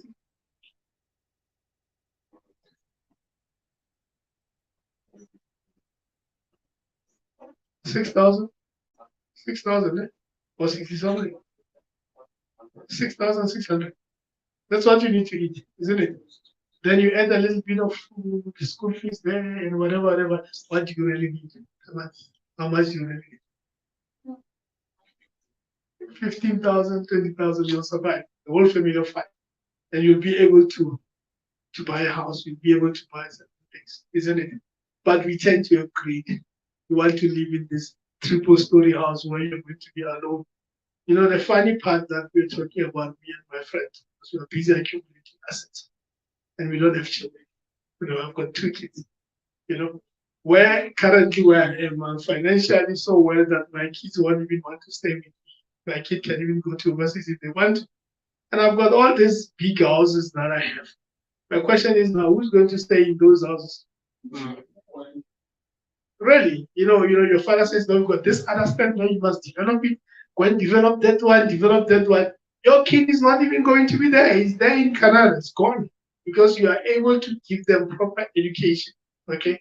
So be careful about trying to run for that greed and then making a lot of mistakes. Look at what you need and a little bit more, what you call generational wealth and all that. But don't try, like Fatima said, to wear Rolexes and what. No. That 16,000, the little extra that you make, use that money to build your business that can sustain you when you are older. Who wants to hire older men? Nobody. And then what I normally say to people, we're living our life backwards. Unfortunately, nobody taught me how to do the hard way. Okay? We are living our life backwards. When we are young, we play. You want to buy all this. What happens? I got what happened? 6,000, 6,000, please, whatever.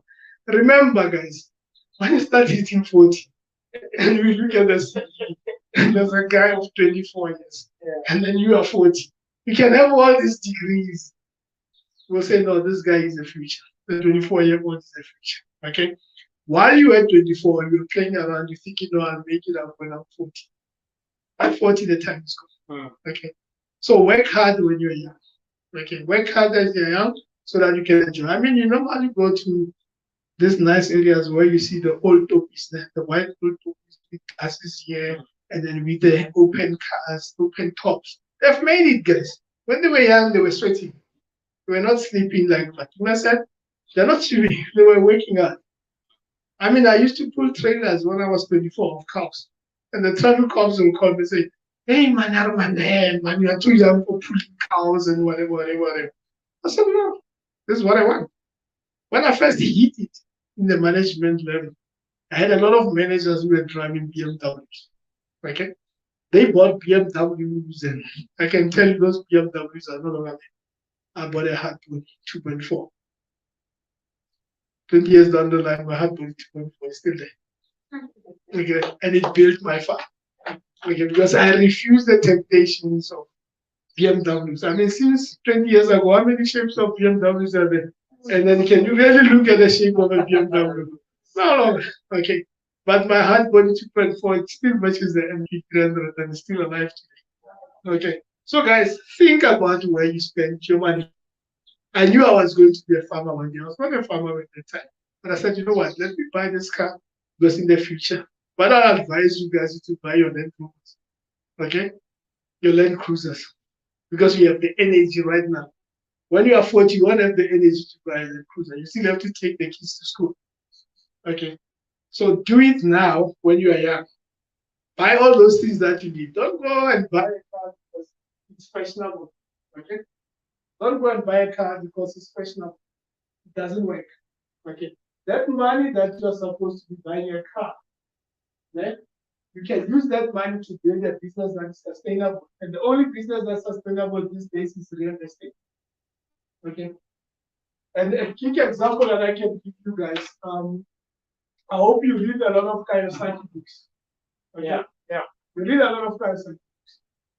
It tells you asset is things that makes money. People go and buy houses thinking that is an asset. It's not. Okay? If you buy a house and you go and rent it out for a tenant, you're not making money, that you're wasting your time. Respect the people who do businesses locally, who build rooms. That's one thing that I do, and it works for me. And when you build a room in such a way that you can sleep in it. Okay? Don't build a room where you are trying to throw somebody in the bushes. In terms of those small businesses, if you build a room where somebody pays 1,000 rents, okay? The people who pay 1,000 rents per room, they don't expect it for that. And then somebody can live for free for 10, 12 months. Because you give him a room, he says, I'll pay you at month end. Month end is gone. He goes to another room of 1,000 rand, I'll pay you month end. Gone. And from there, they damage your house. Okay? So when you want a sustainable business, especially of the rooms, okay, try to build the rooms that are more worthwhile. Like don't mind putting a slide door on the roof because you make more money out of it. Okay, and then you attract the market that is better because cheap what is cheap cloak I think that's what my Africans is called. Somewhere there. You see, I was just using that Africans to make my money. Okay. So try to pitch your asset in such a way that even you yourself, when you move to Cape Town, you'll want to come back and check your business. Don't go and put some few zengs together and expect someone to stay in there. I don't know what you call it, but I think that's serious. And expect someone to stay there. Most of my business, how I've learned that is, if you make a house that you yourself can sleep in, and the next person sleeps in it, they will stay there. And the people will stay with me. Most of my properties, the people when they leave, I still do this informal business. You call them informal, the rooms and whatever. That's where the money is. Okay? That's where the money is. And then my guys stay until they buy a house. Because I make sure that I give them most comfortable toilet inside and whatever. But just putting a toilet in the room, you make extra 1,000. You know that. How much is it going to cost? Putting a paving and a fence around your house, you make so much money out of it. Okay. So when you do businesses, guys, look at those things like with that extra money that you put aside. You have an opportunity here to have stands, okay, that are very cheap. Spend that additional cash. That's why you make the money. Buying a proper house and trying to rent it out, guys, I'm sorry, it didn't work for me. Imagine you rent out your house to a family, one family, they pay 10,000 per month. Okay? Your bond is 10,000. You paid over 20 years. Did you really make money? No. And the other danger that you need to look at when you do those kind of businesses, if you rent out a property to a person, one family, if they leave, it's not easy to replace those people. And what will happen? They will take your frames and whatever. If you have an opportunity, break your house into pieces. Rent out 5 people. When this one goes, there's a bodyguard. When this one goes, there's a second bodyguard. Okay, these are the easy ways, guys, of funding your businesses. Okay, in terms of real estate. I've started with lots of businesses that I failed, but the ultimate one that I made it right was the room. I think you said the room.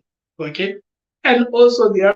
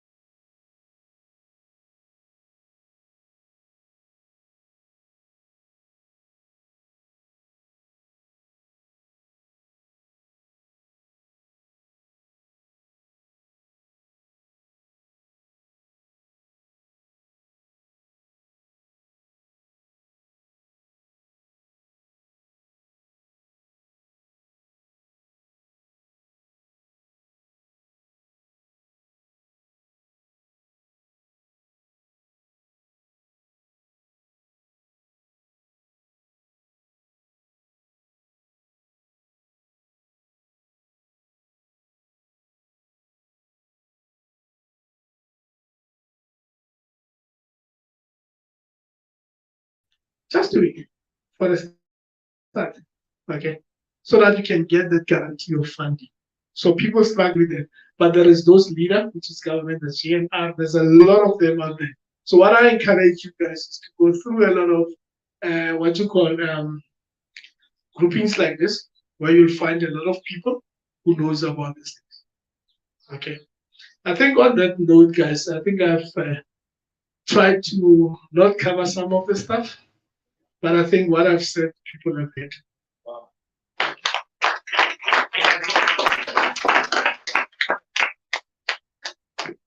Well, I think you should take a seat right there.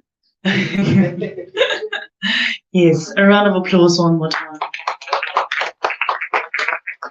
Amazing. I know that a lot of you have questions, right?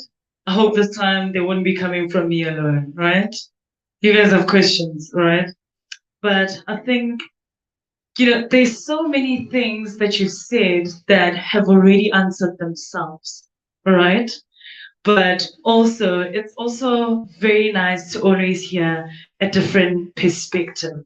So I'm going to open it to the floor first before I ask my own questions. Anybody with a question? Of course. Remember what I said, you introduce yourself and what you do, and then you ask your question. Okay, my name is Luzono. I'm not in this yet.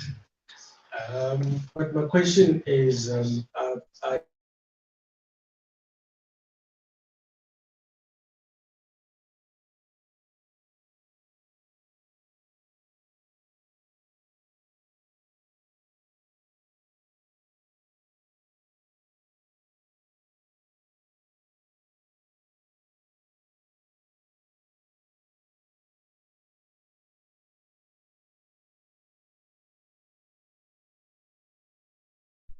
I went to school, and that school must work for me.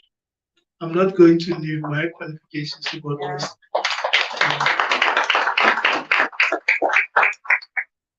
I mean, the funding you need it for employment. So I can do anything today. I can do extra businesses with the funding that I get from my employment. Okay, so I'm still employed, and I'm still trying my best on the other side. I have not yet reached my passion. I'm still going to go out there.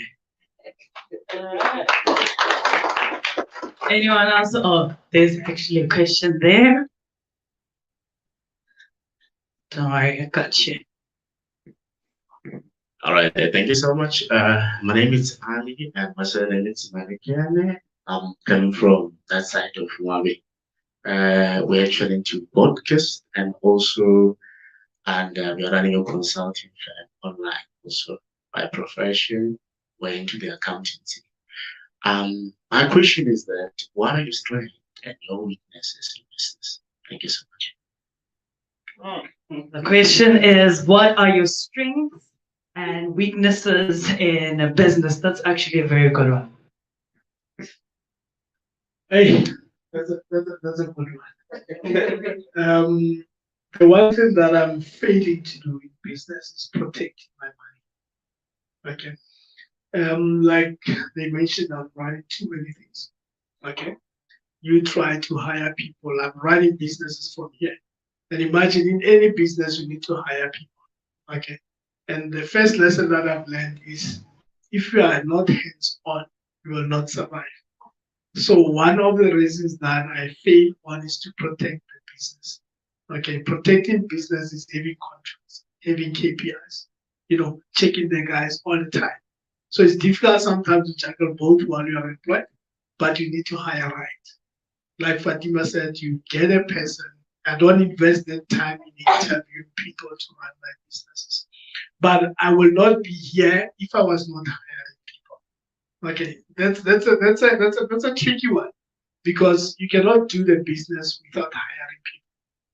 But then how you get the right people for the job? In my farm, I've got the right person. In the other one, I've got the right person. But you cannot juggle all of them. Okay, my intention is to have somebody who will run my own businesses. I'm still evaluating them. So that's my weakness, protecting your money when you generate it.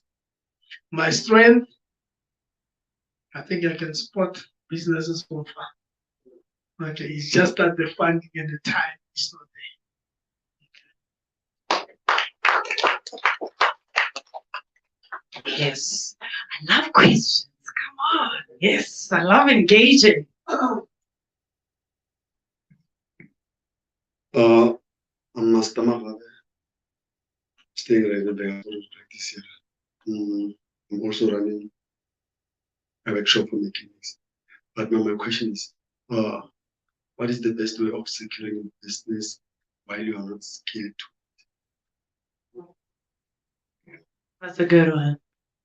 What is the best way of securing your business while you're not skilled for it? I love social media. That one you could have learned it a long time ago. They normally talk about the school system in South Africa. They tell you the guys who didn't know anything in school, they're hiring their professors to make the job for you. Okay? So don't be scared to hire a person with a skill. Okay? Hire that person with a skill. You don't have to be educated yourself.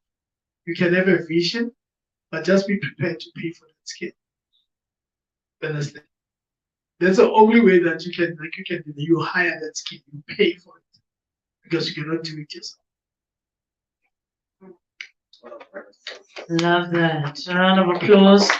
Any more questions from the floor? Love it. You are right here, my pal. My name is Levo. I own a construction and digital business, Pwin. I have a question. You mentioned that you had so many businesses. So my question is, how do you know when your business is going on? What are the signs besides profit? But what are the signs that this one it's dying?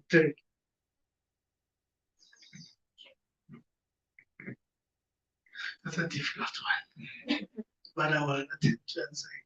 Okay. The only thing that you want to do is your profits. Okay. But the one thing that you need to understand, you need to innovate. Okay. When your profits are going down, it's starting to tell you, look at your books. You need to have a little book. I've got a diary there of since 1998. Still there. When I had to talk here, I had to open up the diary because I write everything down. I write budgets. I write where I'm going. I write what am I going to do next year. Okay. And immediately when you see that you're not going to the right direction, you go to the things that you have written down and they will tell you where you're going wrong. So don't run the book out of your head. Okay, don't run the business out of your head. Whatever decision that you do, put it on the floor, on paper. And then whenever something goes wrong, you go back to that paper and say, I was aiming for this, but now it seems as if I'm going this way. What do I do to turn it back? Okay. Profits are always important, but you must also innovate. Otherwise, you'll be out of business. Okay. Most of us here, we are not going to be in the business in the future because of this AI. Okay. But you need to learn AI so that you are competing. So prepare yourself for that. Learn the new things that are coming. Don't be scared of them. So learn new skills. If you know a business is going to go down, learn why is it going down? Is it a competition or is it you not interested in the business? What I've seen with a lot of, I'm sorry to say this, guys, a lot of black people who run businesses from far away. Okay? A lot of businesses go down because you're not hands-on. And if you're not hands-on, you'll be robbed by your own employees, you'll be robbed by your own partners. It's hard to be a millionaire. It's hard because you don't sleep. You must always, your eyes must be on deck every day.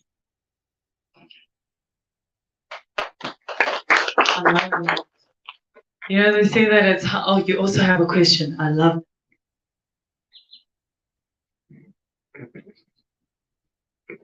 Dumela, Lekai.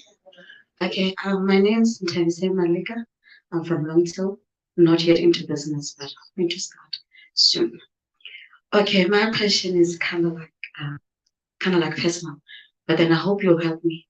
Let's say I'm about to start something. I'm from a background of which we don't have anything. So let's say, for instance, I'm going to be the breadwinner. Then I start off something. So how do I keep everything in balance when I've made it? Because you know how families are. They'll be like, what about us? How did the listen? Are you just saying those kind of things? So how do you keep the balance when you have something?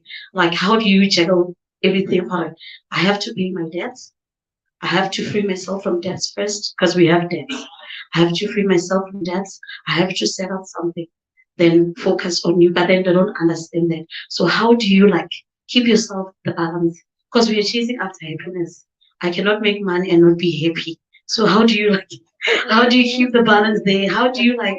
Yeah, make them understand when you're working on something, you will take care of them as well. Thank you. The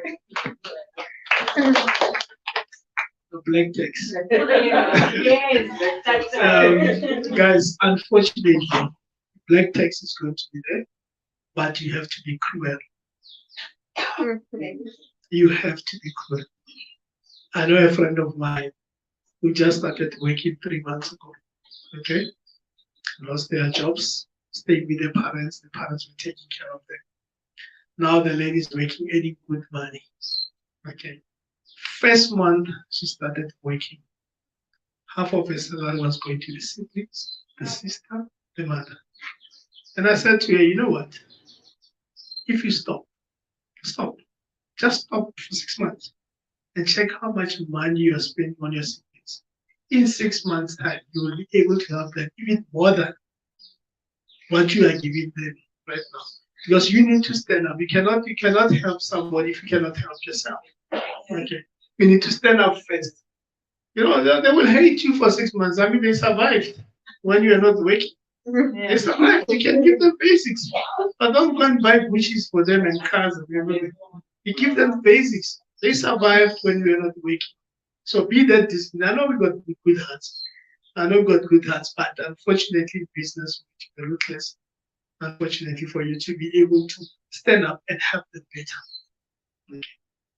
I know you have to bite the bullet. It's difficult, you know, but you have to think about it. The money that you are giving them every day, and look at it in 10 months' time. What could you have done? You could have given them quite a lot of things. Okay. So please, guys, I know that it's big text, but you need to manage it. Okay. As long as they can still eat, get electricity and whatever, it's fine. Let them not go and say, buy me this, that, and that, I need a car and whatever. What about you? You know, please, we need to teach the people how to. Okay. Some parents don't even need your money. They support you well, but unfortunately some. Yeah, but unfortunately this world is cruel. If you really want to survive, you have to put them aside. I've seen a lot of, you blame people from leaving the townships and going to stay in Joburg or going to stay somewhere else. We blame them, but it's easier that way to sustain yourself going up. Then when you are there, that's when you see a big house starting to build up. Okay. Because when you are there, then you can focus on yourself and your growth. You can only help a person if you have the money. Okay, and if you can sustain yourself. Do we have another question at the back? Oh, all right. I love it when you're engaging. It means that you're listening. All right, thank you. It's a question that is asked by someone who is joining online. I say, my name is Lawrence. My question is that what are some of the key strategies that you have utilized to overcome challenges and achieve long-term success in your business? That's a very good question from our online audience. Thank you so much for engaging with us. I think strategy number one is to avoid greed. Guys, you build very slow. You have a long way to live. Okay, you're not going to die at 30. You're not going to die at 40. You're going to die at 80 or somewhere there. Okay, so the biggest strategy for me is to try to avoid greed and to try to avoid to building very fast and using certain methods. Normally, what I tell people, what you acquire, like not legally, you always pay for it. Okay, you won't see it coming, but you will always pay for it. Okay, I've seen people getting businesses illegally and whatever. 6 years down the line, they're down and out. Okay, so I try to toe the line as much as possible and build as slow as possible. And the other thing is you get help from other people. You talk, you attend seminars like this. We used to make seminars with Dr. Tawatima and Dr. Malabo. They teach us these guys. The other thing is you need to read. The Bible says, my nation perished because of lack of knowledge. Okay. So read a lot. You don't need a human mentor. A book can be your mentor. Okay. I read a lot of books. If you read the stories of great guys, and you listen to where they started from, you will understand they didn't start easy. Okay. So the strategy for me is avoid greed, build very slow, and get mentors. Read those books. How did they do it? Okay.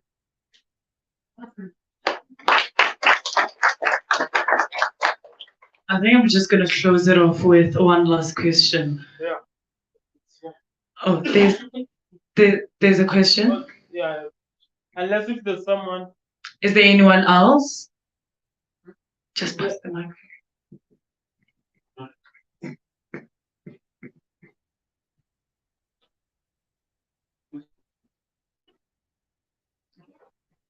Yeah.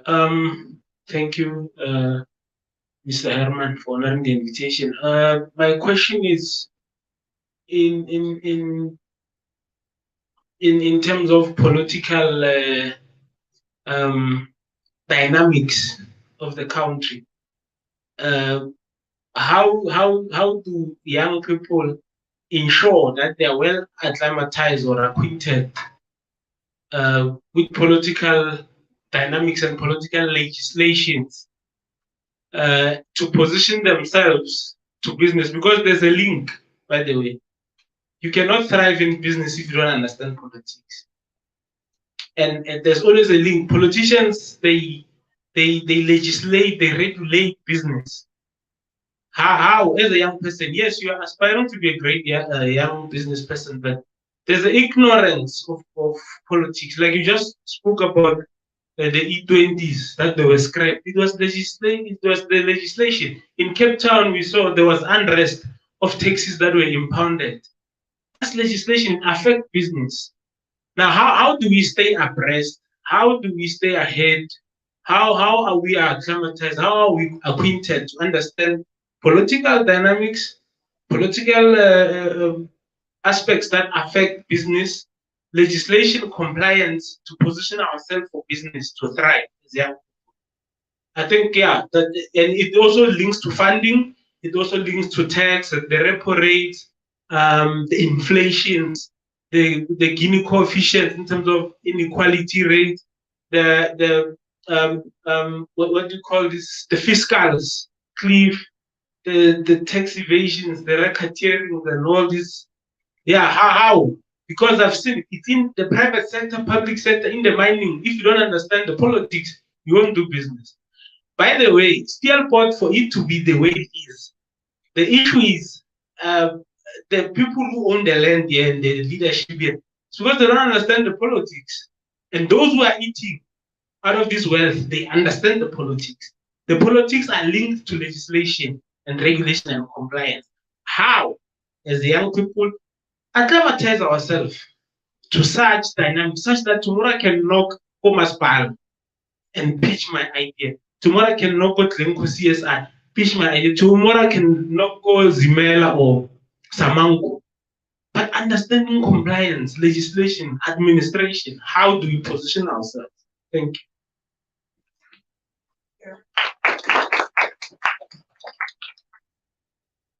Thank you, Ronald. You're taking to another territory that I haven't visited in a very, very long time. Okay. Guys, we've got what you call government gazettes. I think in the olden days, they used to be called government gazettes, and they're still called government gazettes. Okay. You've got Department of Trade and Industry. They provide such information. When I said our nation perished because of lack of knowledge, okay, you've got those departments that can help you in terms of business, what you require, what you need. Okay. One of the simple things that maybe if I have to talk to the guys in terms of businesses, a lot of you probably start businesses, but you don't know what you're supposed to do. Okay. Every year, if you have registered a business with a CK, okay, so a lot of you don't know whether you have to renew it every year. you must submit them again. Okay? Your SARS documents, you must submit them. Whether you make money or not, you submit them. Okay? And this will help you to be ready. You register with your what you call CST, the database of the government. Okay? You must register with it. If you are abreast with those 3 things or 4 things, you'll get a lot of tenders coming through. But most of the information you get it from the Department of Trade and Industry. The people who are sitting in municipalities, guys, they're giving a lot of information. There's a lot of sponsors in government. You've got the Motsepe Foundations that offers each municipality a certain amount of money for creativity, okay, to give to the people. Unfortunately, it never reaches people on the floor because we say that we don't go and knock on the doors. Okay, let's try to read a lot of government. They don't talk about this in Parliament or TV. Okay, it's things that you must go to the Department of Trade and Industry, go there and ask them how it's done. Go to IDC, there's IDCs, there's a lot of NGOs that deals with this. Don't be scared to knock on the door. That door will open at you. And then the other thing that I will advise you guys, go to the people who have made it. Okay? These people are very generous, guys. I must tell you the truth. They are very generous. They sometimes want to help because they don't know what to do with their ideas. You know, sometimes you see an opportunity and you tell Ronald, go, there's a space there, you can start this business. And Ronald, then the next thing that guy buys it and like that, say, oh, that guy's doing. But he's giving it to you first. But you were staying around because you're scared. Okay? So go to those people, get advices from them. How did they make it?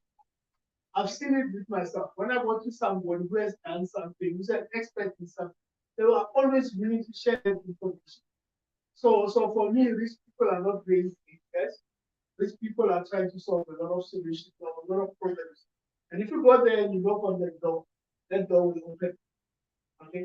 But it all depends on how you got the money. But generally, these people will go there and they will help. You cannot get money out. They want to see world around. They want to go up.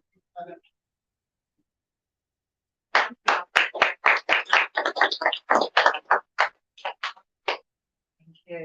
A round of applause one more time. I think that's it for Q&A. Thank you so much, Mr. Harman. It was such a pleasure. Lovely getting your expertise on business. This is what it takes to sustain your business for a long time and you survive. But lastly, are you enjoying your money now? You can tell when somebody's enjoying it and they've worked hard for it, right? Well, thank you. You're relaxed, you know. You can go on a vacation, you know, the work started so many years ago. So you can start now and you can relax later on in life. We're going to be moving on from our live stream from Lawrence in Ghana. An accountant, just 2 minutes of some words from him, and then we're going to wrap it up. But before we wrap it up, I would love everybody to introduce themselves and what they do or what business you would love to get into. That way we can be able to network. When you go out, you can be like, oh, hey, Nolo, I heard that you're an MC. I'm having a wedding. Can you be my MC? You know, that kind of thing, right? But for now, let's hear it from Lawrence.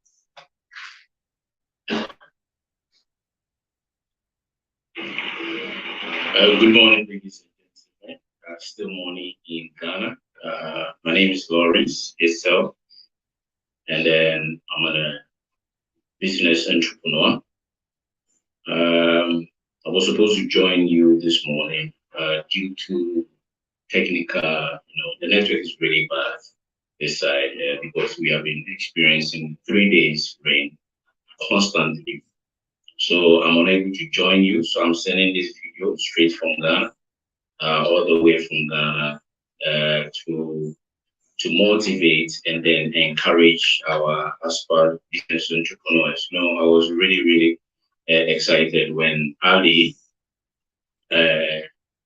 invited me to join this seminar today. You know, I've stayed in South Africa for 11 years. Since 2011, I only left there last year. That was 2022. So looking at the trend of business and then looking at how business is being set up is completely different. And I know that starting a business is not easy. It's not for the faint-hearted. It requires courage, determination, and persistence. So the reward is worth it. The reward is absolutely and incredibly worth it. So as young entrepreneurs, you have a fresh perspective, innovative ideas, and a drive to make a difference. You have the power to shape the future of business. So this is my very short message. Unfortunately, I'm unable to join you, unable to join the live streaming. So to prosper in your entrepreneur journey, you must first find passion, be passionate about what you are going to do, and then have somebody to shape you through, take you through the process. All right. I think I will just have a very brief message. I think I will join the next time when I'm invited. All right. I appreciate that. Have a lovely day, guys. Bye. Thank you. Thank you, Lawrence from Ghana. That's what it takes. Persistent and making sure that you stick to all those principles Mr. Herman told you about. Sometimes it's very important to you that have done it for us. And I just want to say a big thank you to our speakers. Thank you so much. Your knowledge and all the wisdom that you have to share was so much needed. I think for many of us who want to start businesses, for many of us who have startups, and those who are already in business for a long time have taken so much from this. So I'm going to just make it very quick before Ronald gives us a vote of thanks and closing. We're going to start here. Just tell us your name, what you do, quick, wrap it up so that when we come out, we know who we are talking to. You don't have to say a lot of things. If you don't want to say it, I'll say it on your behalf. Okay, my name is Joby I'm an electrical contractor. I do all kinds of wirings, industrial, domestic. I'm also an artist. I write poems, I write songs. Thank you.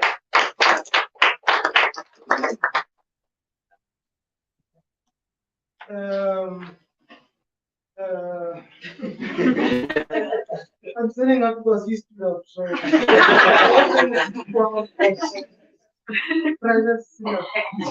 Okay, my name is Lev.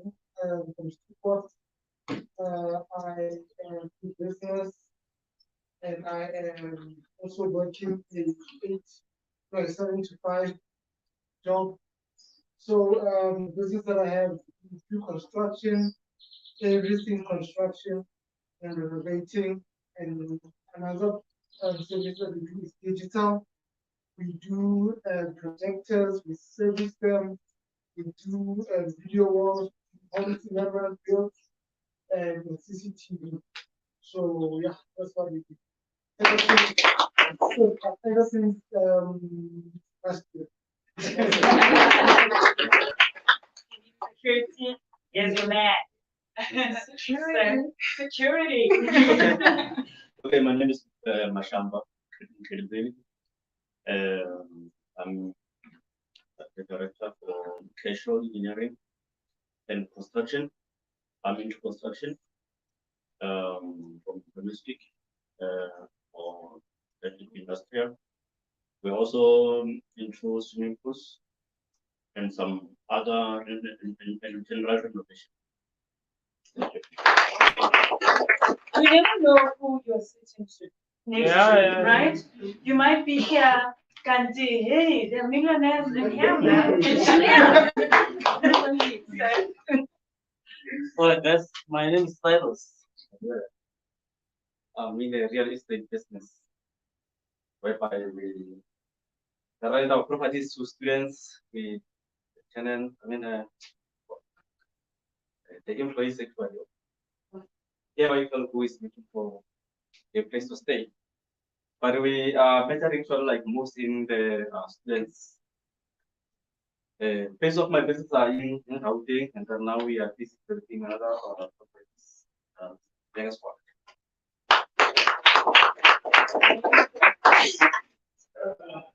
Afternoon. My name is Benny Murava. I'm from Lonzi Airport. I'm in property. I'm a founder of Barokudi Property Investment. I have accommodations along R57 and then airport side, Bronze. And I'm diversifying myself now. I've built a business hub into the home. So, yeah. Everyone, my name is Serminar. I'm also well, I don't have a business in particular. You will have one. Yeah, I often to start. Thank you. Absolutely right. Like I said before, my name is Serminar. She's my younger sister. We're from Long Hill. I'm not into business. We're not into business. But we're hoping to start up something that goes into service and business as well. In service, I'm energetic and I talk a lot and I like smiling. So offering service to people is good. So if she's into business, selling something, I'll be the one.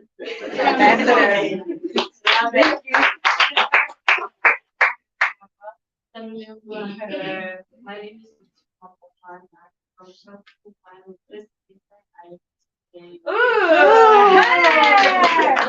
I just found my I just found love it. Thank you.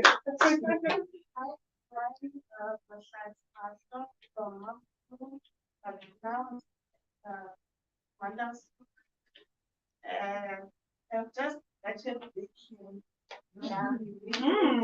Delicious. You should have brought us treats and tired from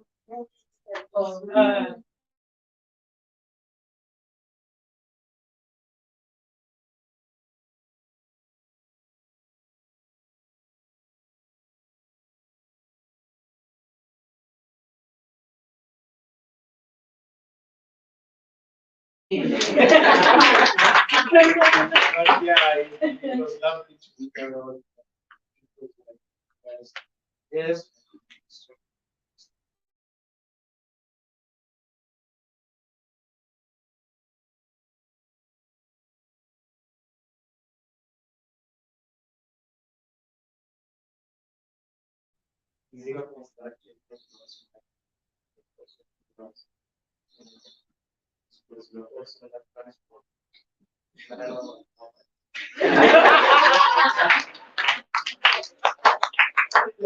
Keep going, keep going. Take a long, take a long time to get here.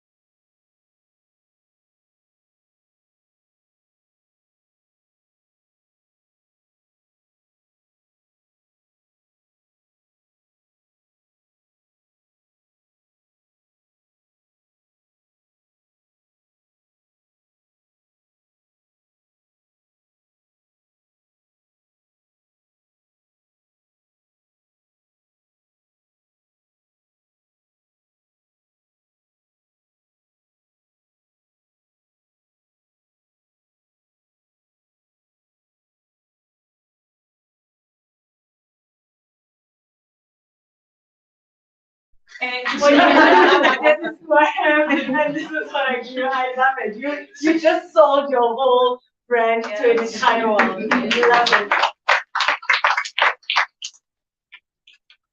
Hi everyone. Hello. My name is Denise Mahale, occupational therapist and physician, hoping to have a practice with various and checking our many disability kids and health evaluation.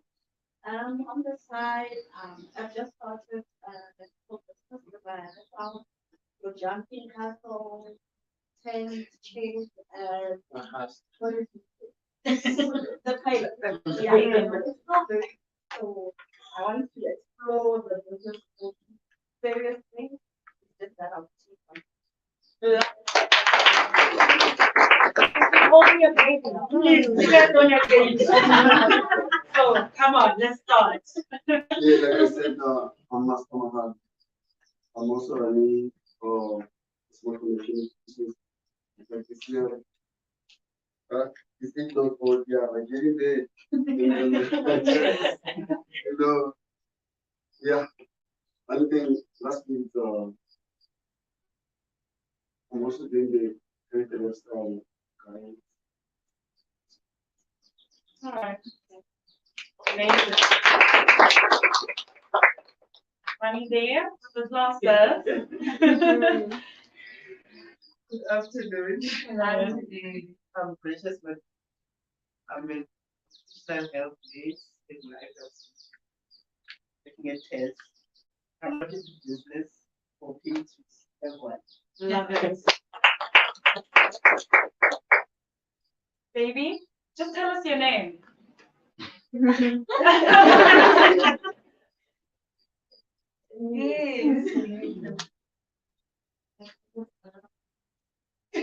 What grade are you in? You're in grade 7. Would you love to have a business one day? Love it.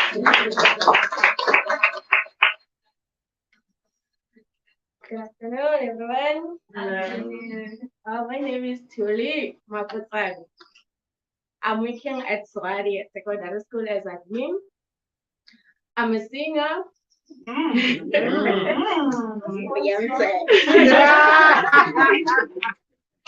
Yeah, but see your entertainment. This can just squeeze me in. Yeah, and I'm hoping to start my own construction company. It's already registered, which is like a railway construction. Guys, I do pavements. I do tax. I build roads. But the problem is now it's not easy to get in, to get those contracts, to get those projects, like Ronald said. Yeah. So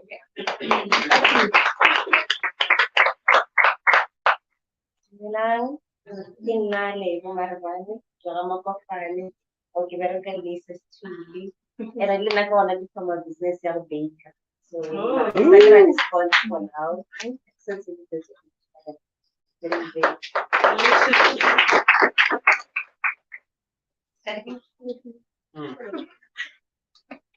Good day, everyone. My name is Matepa. I'm a model and a pageant coach. Yes, And I would definitely want to venture into farming. I mean, I've inherited 6 goats already.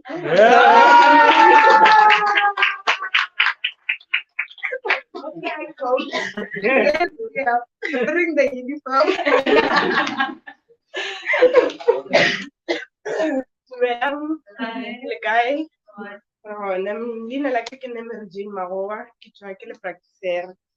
Ke thomile ke registerile company ya ka last year. It deals with safety, everything to do with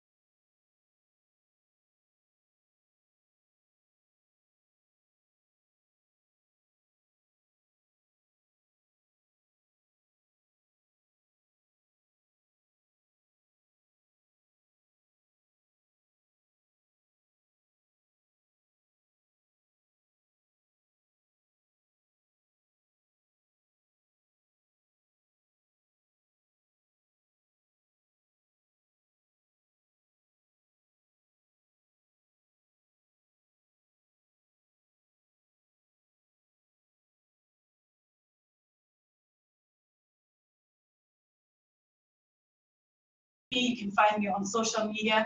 It's at Nolo_D, Facebook, Nolo D. I'm a very simple person. Once you Google Nolo D, it will give you my resume right there. Right now, I'm here. A round of applause. And my job here is done. It was such a pleasure meeting all of you. It was a pleasure being an MC today. I'm going to give it to Ronald from Visionaries of Purpose, and he's just going to be giving you a vote of thanks. Thank you. Shout out to Nolo. Thank you so much, guys. Thank you. Come to this moment. Yeah, after all has been said and done, the question is from here.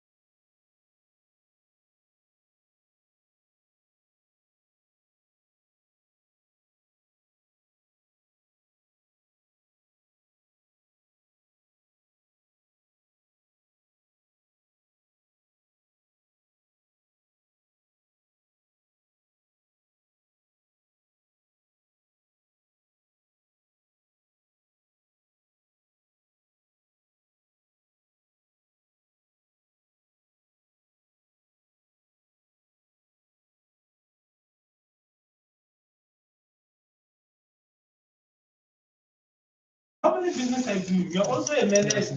How occupied were you? A family man. Then I just preach one. Tomorrow, when you speak about something, if I say, but Brian doesn't want to help me, you must be persistent. Who wants the help? Is it him or me? I have to follow it. You understand? So the problem with us is you ask that businessman once, he doesn't respond 1 mile. You say people don't want, you must be persistent. Keep on knocking. If they reject you, go Maspala, it's fine. Next month, go back again. When you meet the mayor, remind him, irritate, be tenacious, irritate people. Be like the leader of, I don't mention the fact, that red guy was going up. You see what he's doing? He's agitating. Yeah. He's irritating people. He's collapsing. God, be busy. Don't have peace. Until people notice you and stop looking down on yourself. I see some of us when they say, what business did you do? You are not even sure if you are doing that business or you are even. You understand? A day passes without you posting your business on your status. But you are posting memes and those TikTok. Yes. Remember, we receive you according to how you present yourself. Yes. The way I'm presenting myself, you guys receive me. I don't know in what way, but you are receiving the way this is me. I'm giving it to you guys. So a day shouldn't pass without you posting about. We must know. We shouldn't even ask. What does Ronald do? You must know Ronald is a motivational speaker. Does seminars, does event, he has sound. Does this, is into mining, is into it should just come automatically, guys. Please, let's stop looking down on ourselves. Let's stop undermining ourselves. You are more than enough. People can laugh, they criticize, they jeopardize everything. At the end of the day, bills need to be paid, right? The same people who are criticizing, looking down on you, when you have to pay bills, they won't be there. When you are broke, they won't be there. So do it for yourself. As soon as we leave here, tomorrow, I want to hear people say, hey man, that seminar changed my life. After that day, I started executing. After that day, I pitched a proposal. They reject you, it's fine. You agitate. They criticize, it's fine, you agitate. They say you won't make it, you go back. Right? I want to see you on the podium with that cherry picker going. Yeah, guys, thank you so much. Thank you so much. Show my gratitude to the management who gave us these premises and hospitality and everything, that the resources that they gave us. It was a great success. Mr. Herman, thank you so much, leadership, for stepping in. And wow, guys, let's clap hands for you. Because we are live, I know Mrs. Fatima will watch this. Thank you so much, Mrs. Fatima, for the invitation. We appreciate you and love you so much. Hopefully, I'm gonna bring my kids to your school. Definitely. Yeah. And the extraordinary Nolodi, guys. Wow. This lady is amazing, right? But now doesn't have anything on it. Thank you so much. You're so talented. Thank you for making this event so extraordinary. You really exceeded our expectations. I know, guys, weddings, seminars, you've got events, graduation parties, everything. This is your MC, right? Mic check, mic check. So you're going to get a contact with network, and then, Mr. Ali, thank you so much with the crew, guys. I appreciate you. Thank you. A lot of people from my WhatsApp are watching and getting comments. Others are asking for the videos. So please, let's share the links. And then I think we can also snapshot some of the, like, is it what? Nuggets. Is it nuggets? Business nuggets. The punchlines. Yeah. Sort of that way we share about our speaker. But what I picked up is they enjoy the presentation, but the moment you guys got here, everyone wants those videos. They like the questions and the interactions. Yeah, most of the guys. So at the back there, please, Mr. Jupiter, thank you so much, leadership, for always going all out. You can see, guys, he is the one who's running everything. Thank you so much. He's the general manager of Visionaries of Purpose. I must start increasing his salary. Yeah. maybe I must start now. Yeah.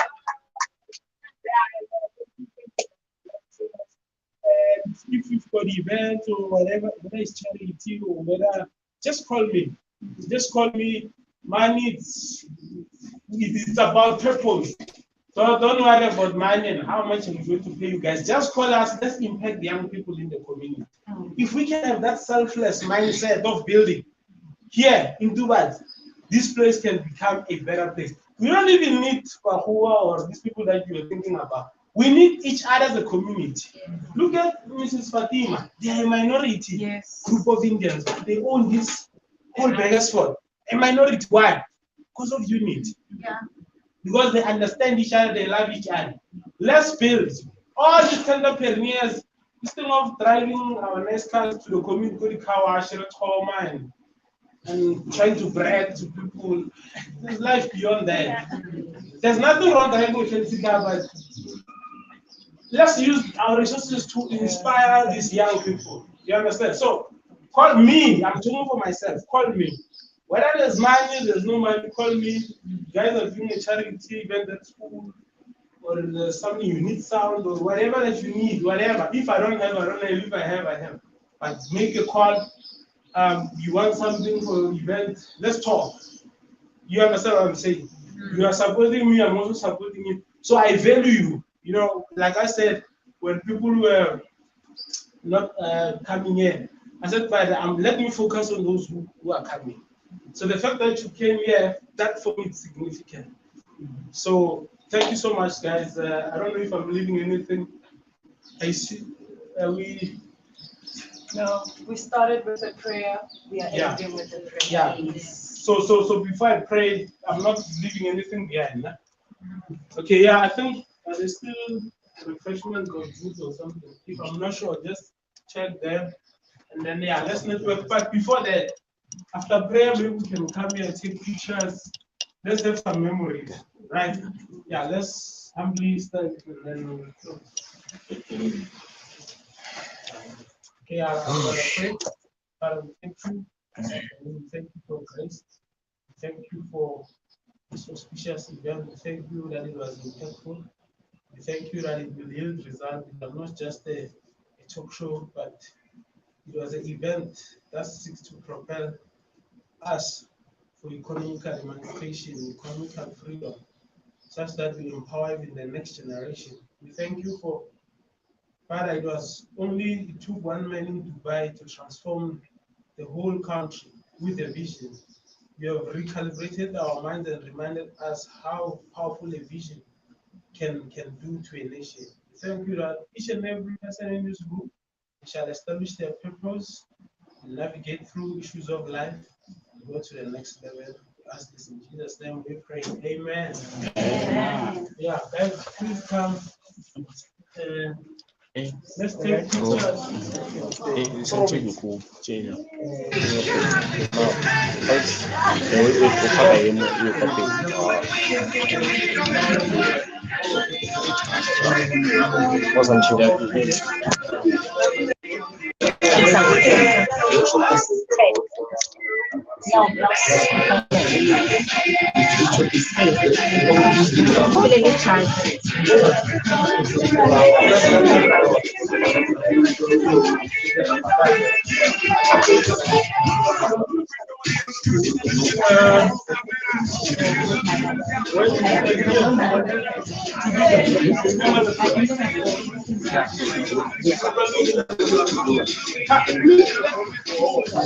Maybe they just said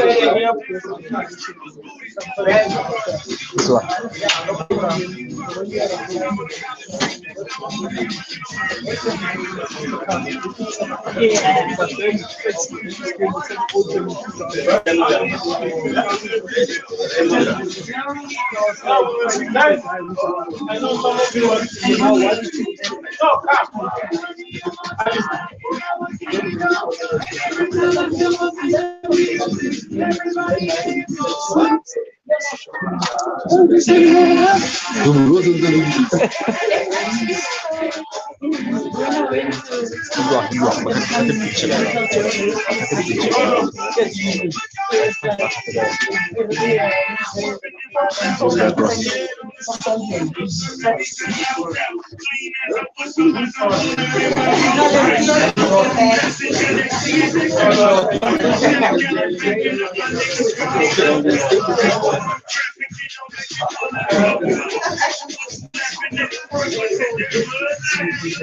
guys, let's get pictures so that tomorrow when you are millionaires.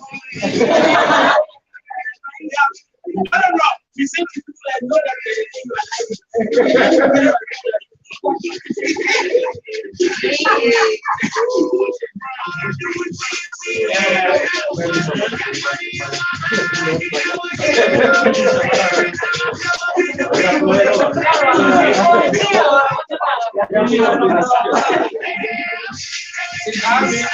I'm standing next to the future Mrs.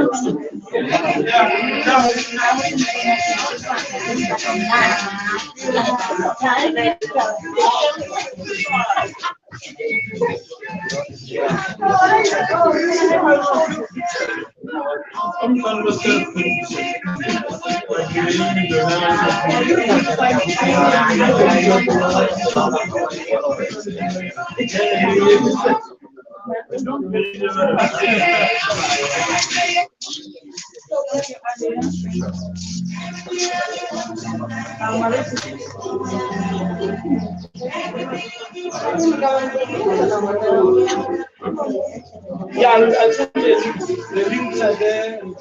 Yeah, the live stream. Yeah. Thank you so much. Which presentation? Oh, yeah.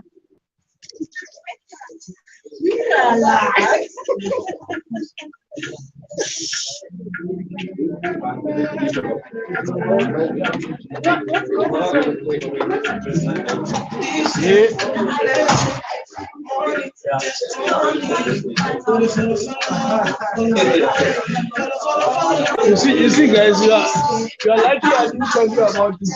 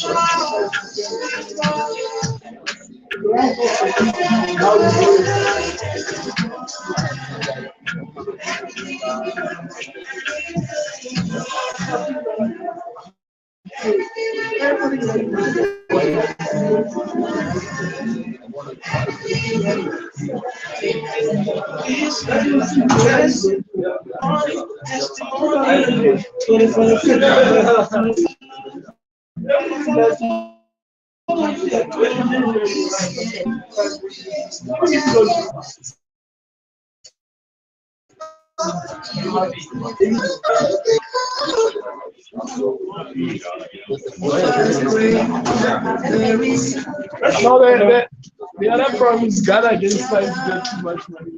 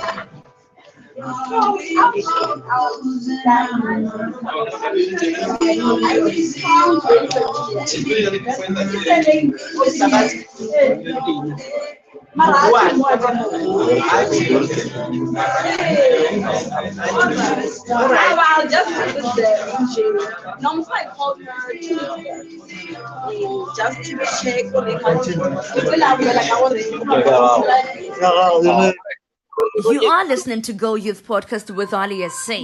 So let's talk about all the societal issues affecting the youth, issues such as relationships, money, and